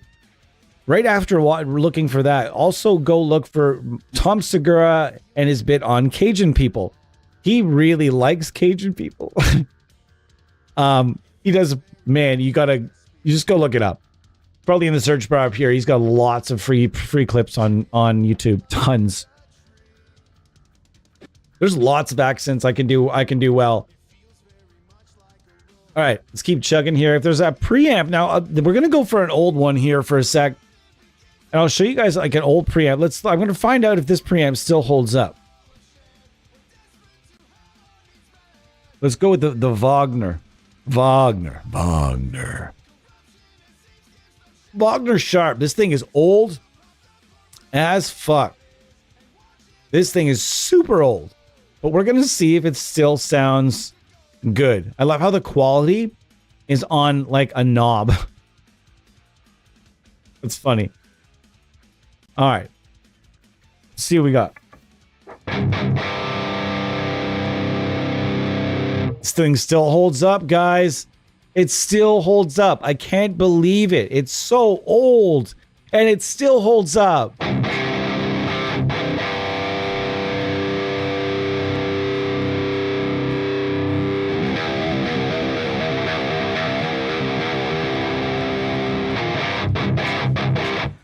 Still holds up, man. It's just maybe hanging on by like, not by a thread, but it's like you can tell it's probably not going to be long for this world.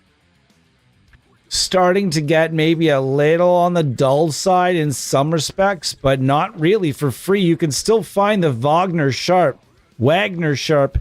if you're going to be looking to spell it.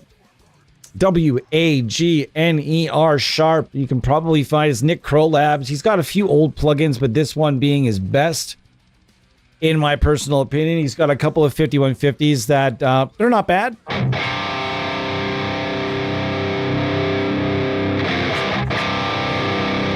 Now we add the pedal and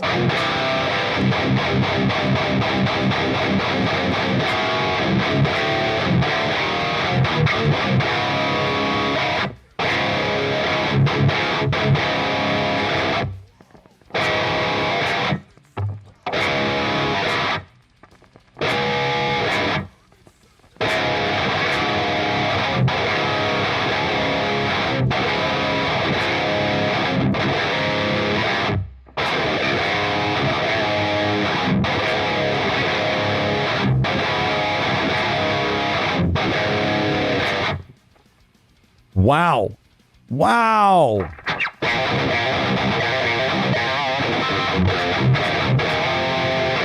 I often wonder if Nick Crowlab, if the guy from Nick Crowlab got enveloped in like the amp sim, the original amp sim boom that happened when Neural DSP. Okay, so there's the first boom that happened. There's a bunch of different companies like Scuffham and a whole bunch of smaller companies that just like that came out of nowhere. It was a massive boom. A lot of people, there's this really weird and stupid myth that like amp sims only really became popular when like Neural DSP started doing them. And like I literally have seen that typed. It's just fucking the stupidest fucking thing. Those like amp sims existed for 15 years prior to Neural DSP, STL Tones, etc., etc. Not saying that those companies, now, like, let me get to it though. So there was this huge boom, and then there was this massive boom when Neural DSP, STL Tones, and a bunch of other companies really, Nembrini Audio, and a bunch of other companies hit the ground running. And then all of a sudden, a lot of these talented, from the first boom, all these freeware developers. That was the thing about the first boom, is a lot of that boom were freeware developers, and a lot of small freeware things started coming out. There was this massive wave of random fly-by-night companies, or companies that seemed like they had a very promising future, like AXP SoftAmp. These companies were mostly all freeware. Then STL Tones and a freeware developer known as Ignite Amps, they merged. and they linked up and they're doing some rad things. Okay, I get it.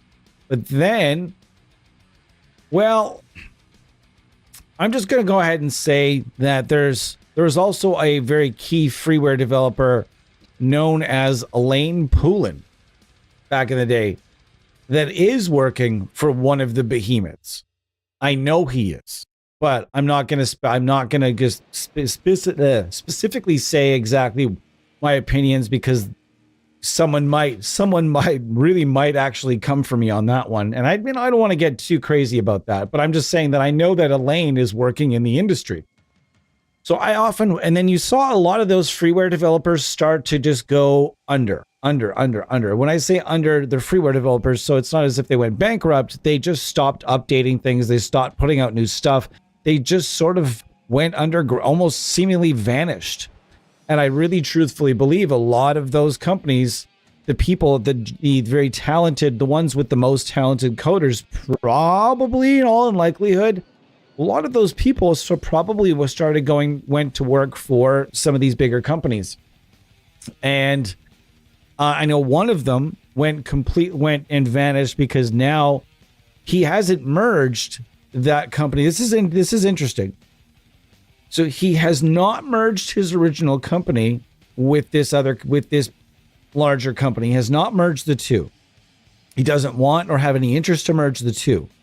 He's just putting this on hold while he does all the coding and the programming, etc. for this company.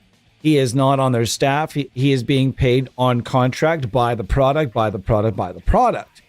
And after he's eventually done and has decided he wants to take a break from this, he's going to do more of this, which is really fun. So we can talk more about that. Lay cab back in the day. Exactly. So Cody, you made it seem like you were a brand new or newer user. You've been around, my friend. You have been around.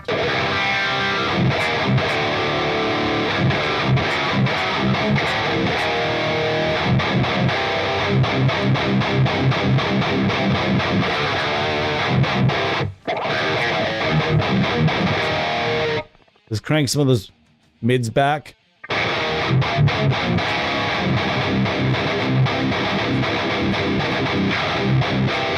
It still plays, and that's what I find it's funny that people say, like, oh, like I saw this comment once that said that Fortin Nameless is a good plugin, but it's basically too old now. What do you fucking mean it's too old? What do you mean it's too old?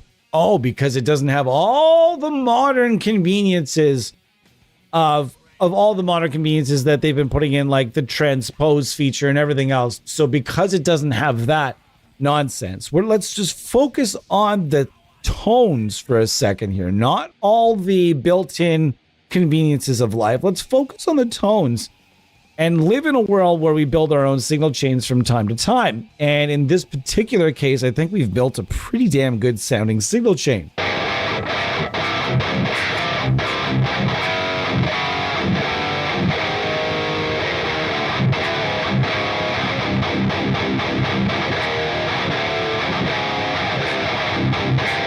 Put it this way, if I wanted to get negative attention and start stirring up like drama so I could get more views, I would definitely make a video about exactly who I think Elaine Poulin is working for. Know that he's working for. But at the same time, I don't want to make that kind of content, Like, there's that YouTuber that came out and started getting popular because he changed his entire content. Everything he was doing, he changed it all to just calling out dudes faking playing on the internet. He was doing other content for some time, but now everything he does is just shit, stir in the pot. And if I wanted to make stir the pot videos, I definitely would make a video about how bad and how absolutely terrible positive grid products are. But again, we can just talk shit occasionally during streams. And here's Trigger, by the way, up in the house. He's looking for some love, attention. He's like, when are you taking the food out, brother? Come on in. Show everybody your bad self. Come on, brother. Oh, come here, old man.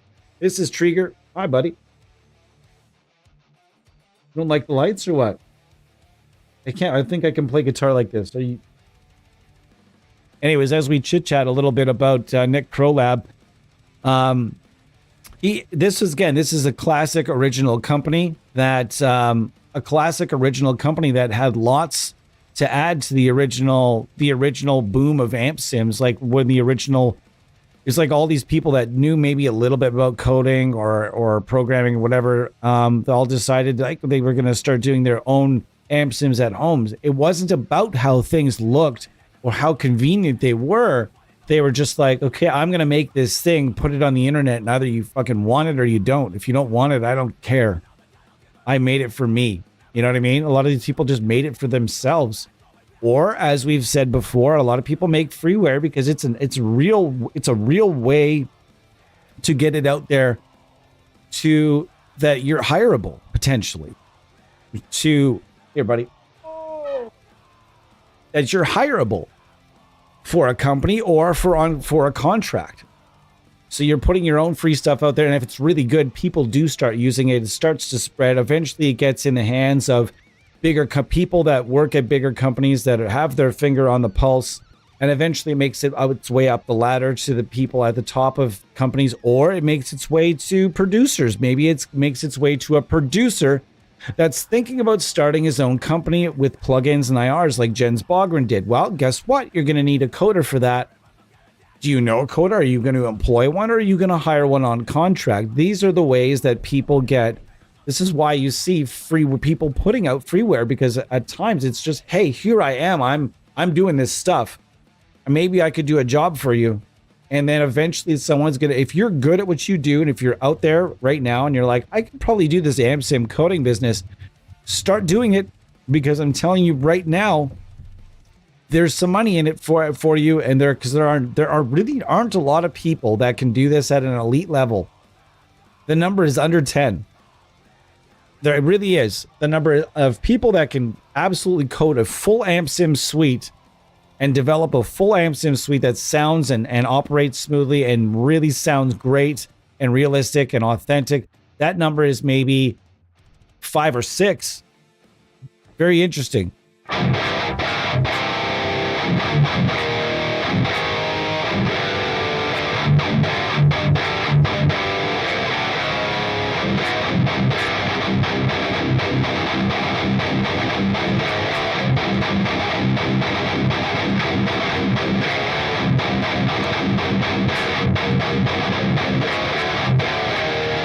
The name of that YouTuber? Which YouTuber? I say a lot of things. Sometimes it's hard to keep up with myself. Not to mention, herbal enhancements doesn't always do the best for the memory. How the fuck is everybody? It's Friday. In everyone's world, actually maybe it's Saturday some places. Charlie Crease is somewhere in here still. I think he's way ahead of us. 14 people in the house today. Nice to see you all. Hi there, my name is Tyler. This is the Amp Sim Show. And on the Amp Sim Show, we typically like to just go over on Fridays. It could be anything. It could be anything. It's part of the new summer series. There are new and more streams coming at you. And this coming week is when I start to buckle down and get some pre-recorded content out there. So you guys will be peeking at that probably this week.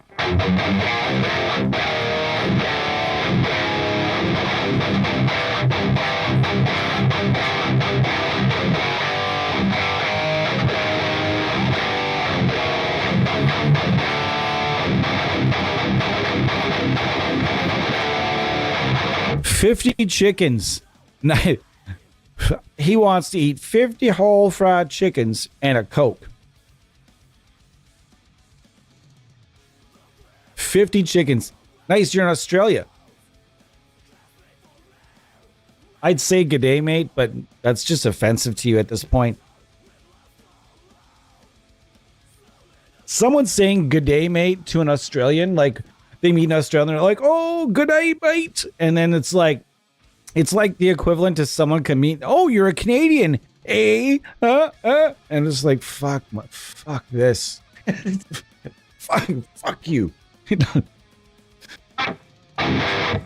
This is, guys, we hacked together this tone and it sounds brilliant. Let's try the unified preamp because I'm really curious. I've been all about this thing lately. Absolutely all about it.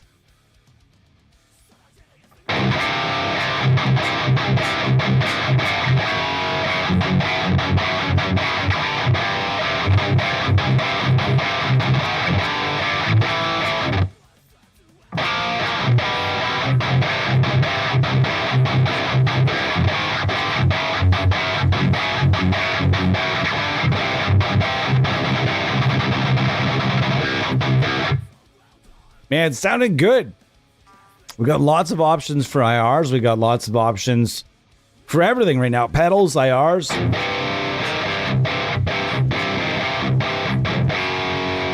I gotta say, the KT88s, they make a difference. Let's see what the EL34 is gonna give us.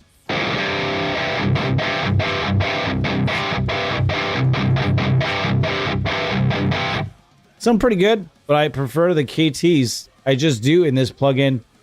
Presence is probably right roughly where I'm going to leave it.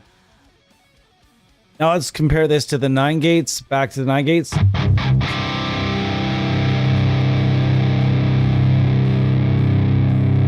Along with the Zipetal.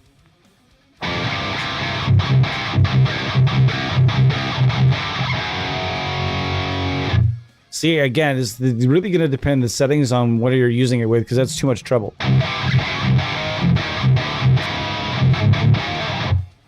That sounds pretty good, but I thought we did better with the Dead Horse here. Yeah, we did. All right, so now we'll bring the mids up again.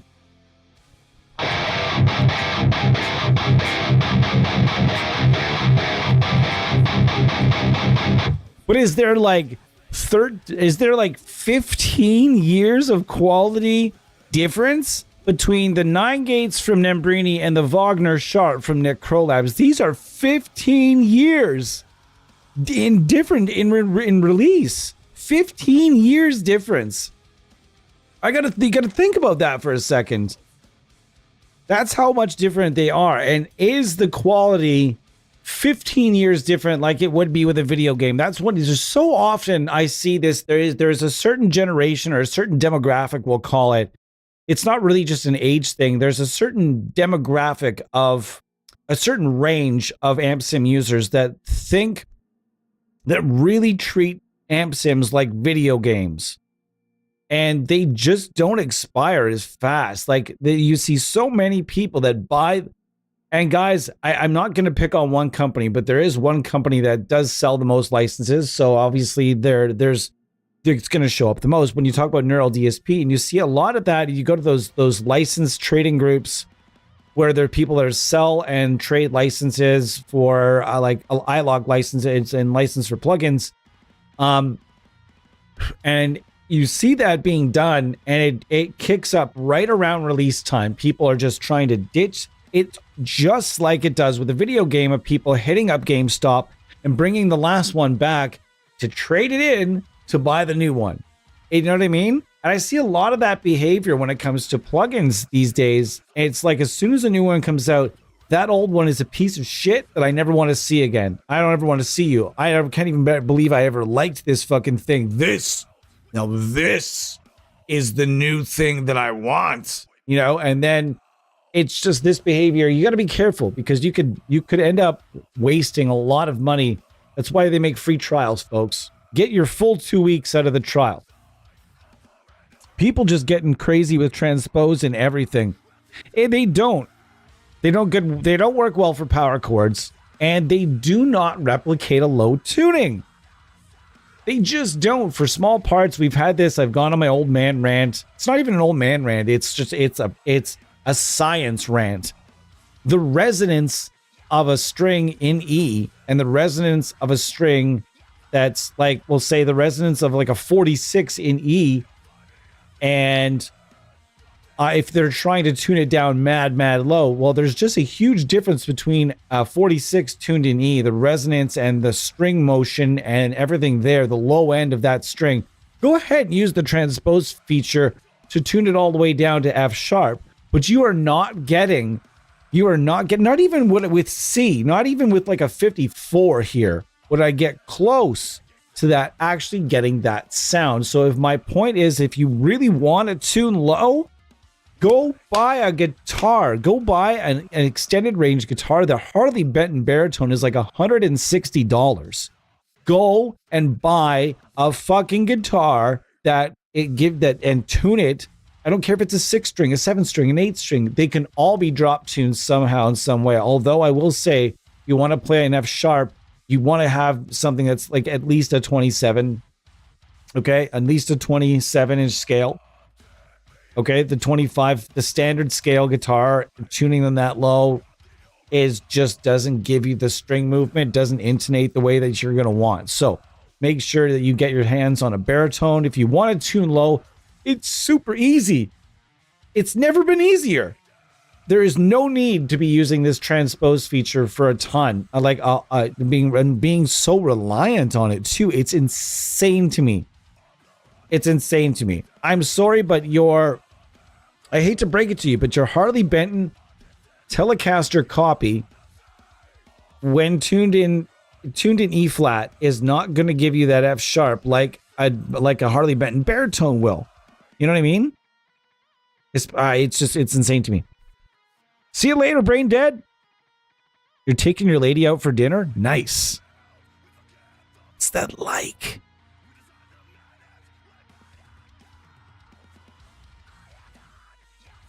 Best thing was when we were in Europe last year when people were like, "You're Aussie," and I do the most Australian good day, mate, to them.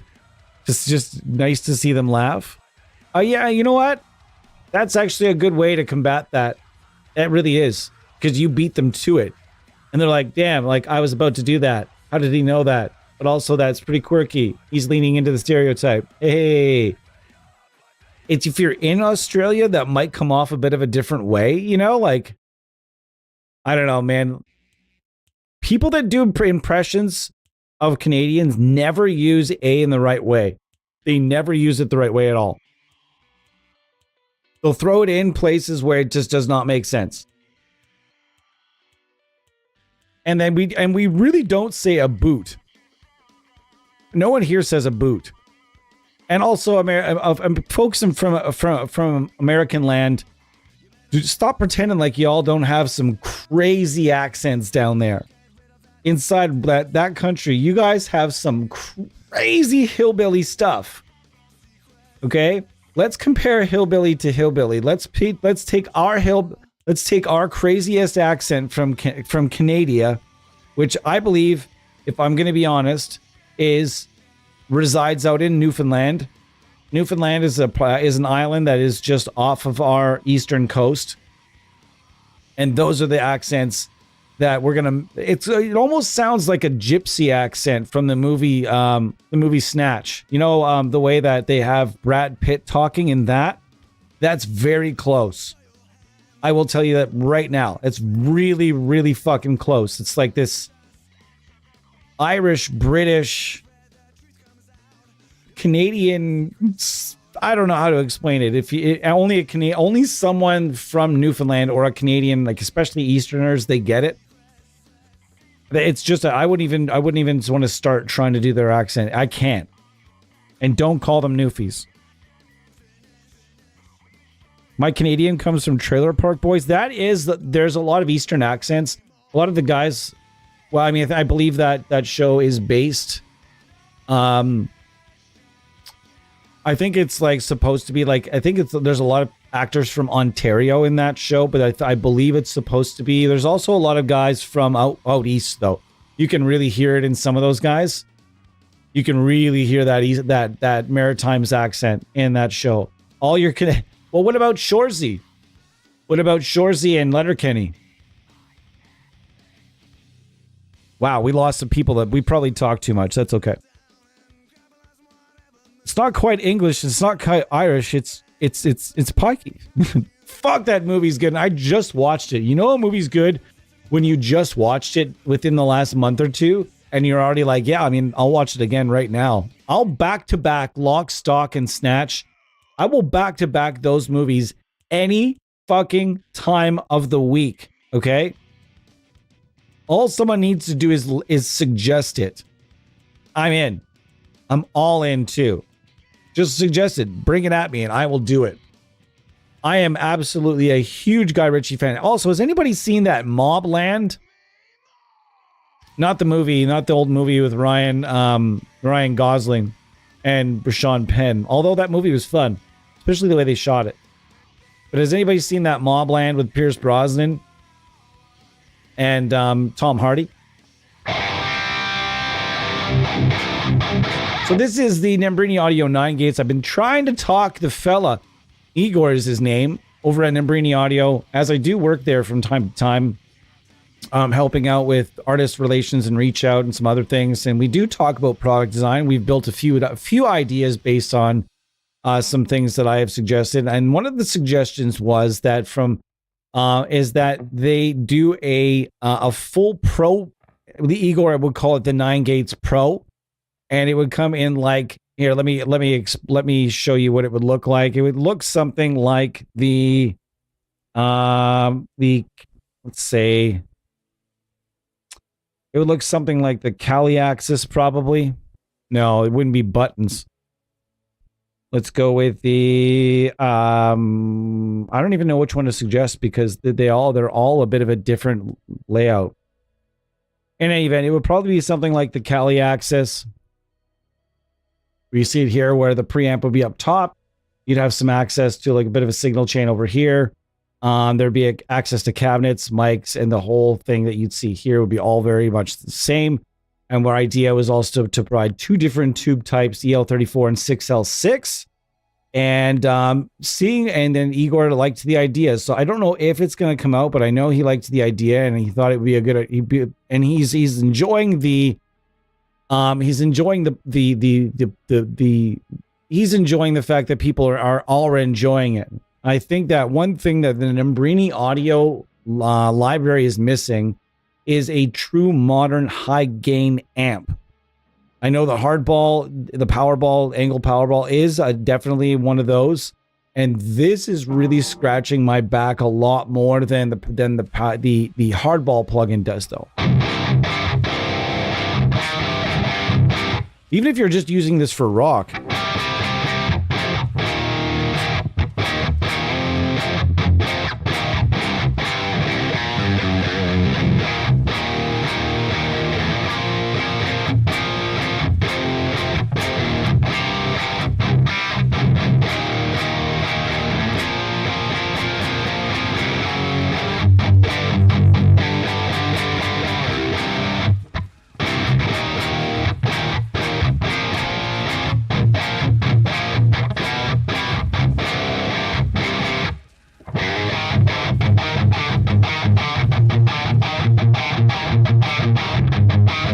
'Cause without a pedal, we could throw a pedal on at any point in time, any pedal that we'd like. We could throw the sword if we want.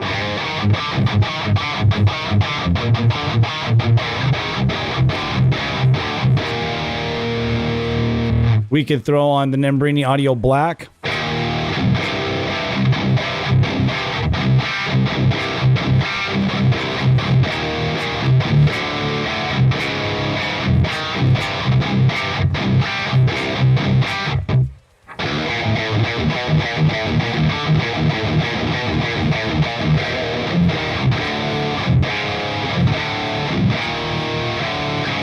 $12 people in here. I want to see that chat moving, folks. Come on now.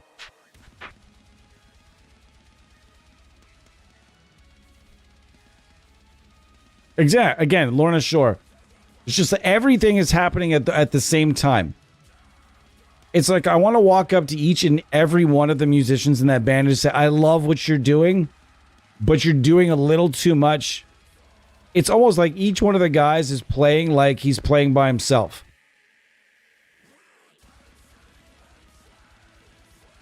There's a lot happening in that mix, man. And it's not even the chaotic mix that I have a problem with. It's the fact that they just don't let you really get into a riff.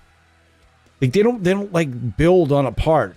It's like they're allergic to letting something go more than like eight bars. Who's watching the Black Sabbath concert? Is that live streaming on YouTube right now? Oh yeah. Oh yeah. Gonna have to watch that. The Dogs. My Canadian comes from the trailer park. Yeah, sorry, I was just going back.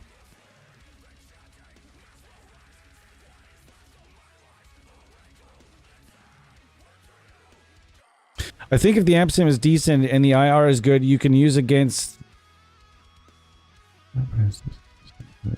I agree. They are. They're live streaming it. Oh, we're going to watch that for sure. I like how people were fucking actually mad that Wolfgang Van Halen had to pull out. They're like, oh, it's so disrespectful and all this and all that. The guy... His tour for his band and his livelihood starts tomorrow in a completely different place. You know what I mean? You're asking this guy. Wow. You're asking this guy to, like, it's essentially cancel shows and everything else. I mean, sure, yeah, it's shitty. It kind of sucks, but at the same time, there's no reason to get mad about it. I'm sure the decision was not a complete, wasn't a complete beauty for him either, right? I'm pretty sure it was Dave Mustaine that got kicked off. Somebody, I read some stuff that suggested that Megadeth were the ones that were going to get kicked off. Or were the ones. I don't know.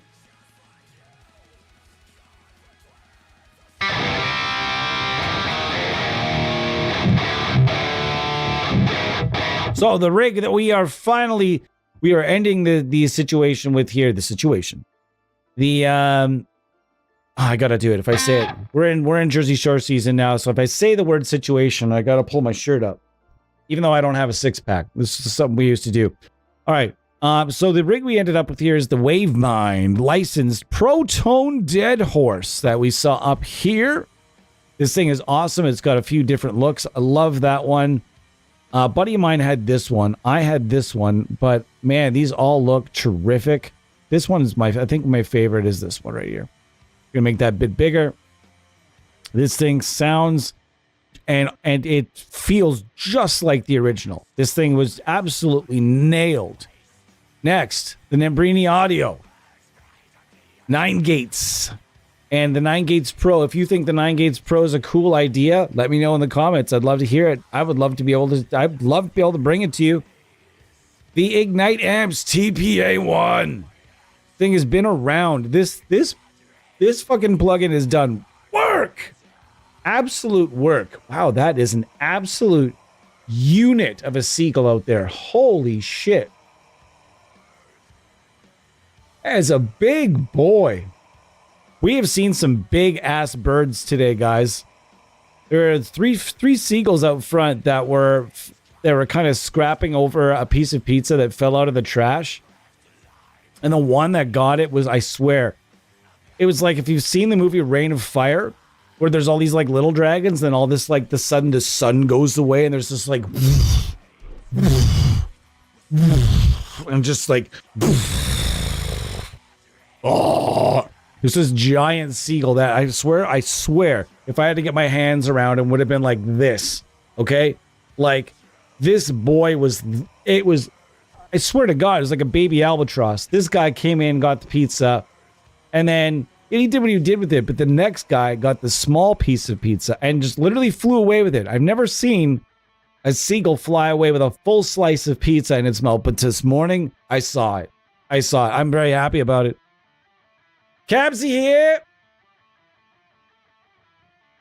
Anyways, yeah, we're going to go watch that shit right now. Also, just to end off this wonderful little rig we've constructed here in the second hour, this is my famed EGA 412 414 Hype Real Mix that you can get from Dr. Bonkers. Dr. Bonkers Sound Lab, my very favorite in impulse response development. The guy is an absolute scientist, one of the nicest human beings on the planet, and he has some amazing work that you need to check out. And going back to the 9 Gates, this thing is super awesome. This is an in-house creation, not really based on anything. I don't even know what to tell you. What do you guys think? What does it sound like? I'm going to chug my way out here. What do you guys think it sounds like it's based on?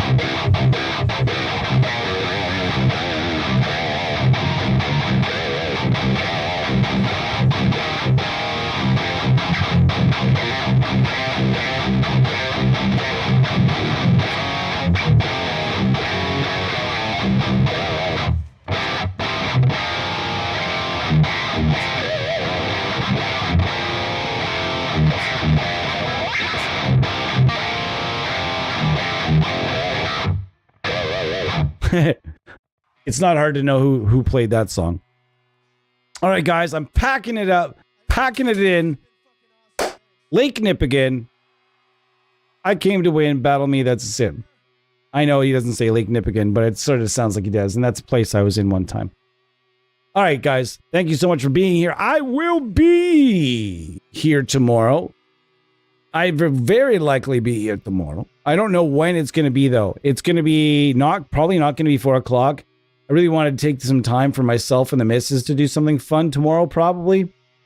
So tomorrow morning, maybe. It might even be in the morning. I don't know. Watch around for me.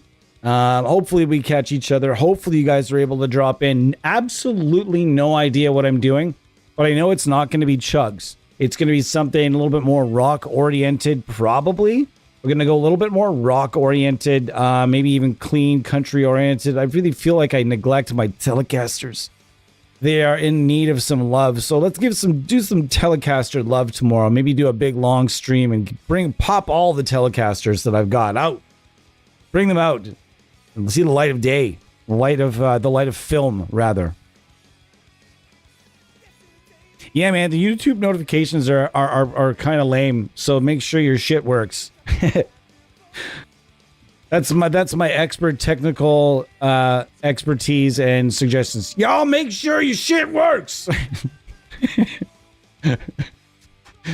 We actually had a teacher, foreman that actually did say that to us once. We were going out to a job site and said basically, we're not going to be anywhere near power. Make sure all your stuff is charged. If your shit doesn't work, you will sit there unpaid for the day. Make sure all your shit works. Essentially. Always make sure all your shit works, though. That's good life advice. All right, guys. Thank you so much. Like and subscribe. Do us a favor and do that, please. If you're watching this, cut hair.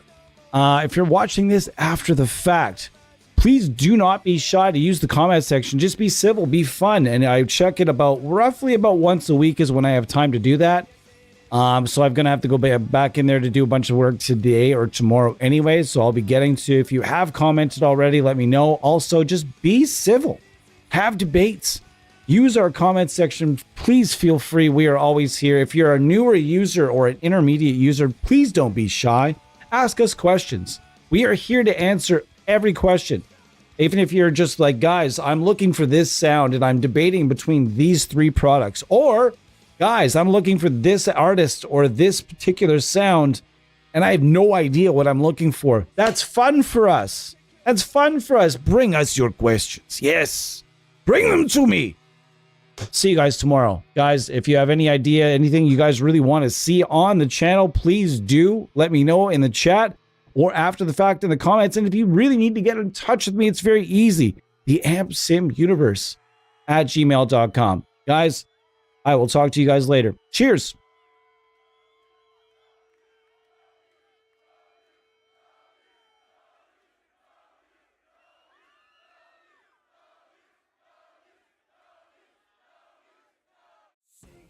Name and he appears. I believe in Joe Hendry. I believe in Joe Hendry. Cause they love him in London and Paris and Tokyo, America, Scotland and Canada and Mexico. They say I believe in Joe Hendry. I believe in Joe Hendry.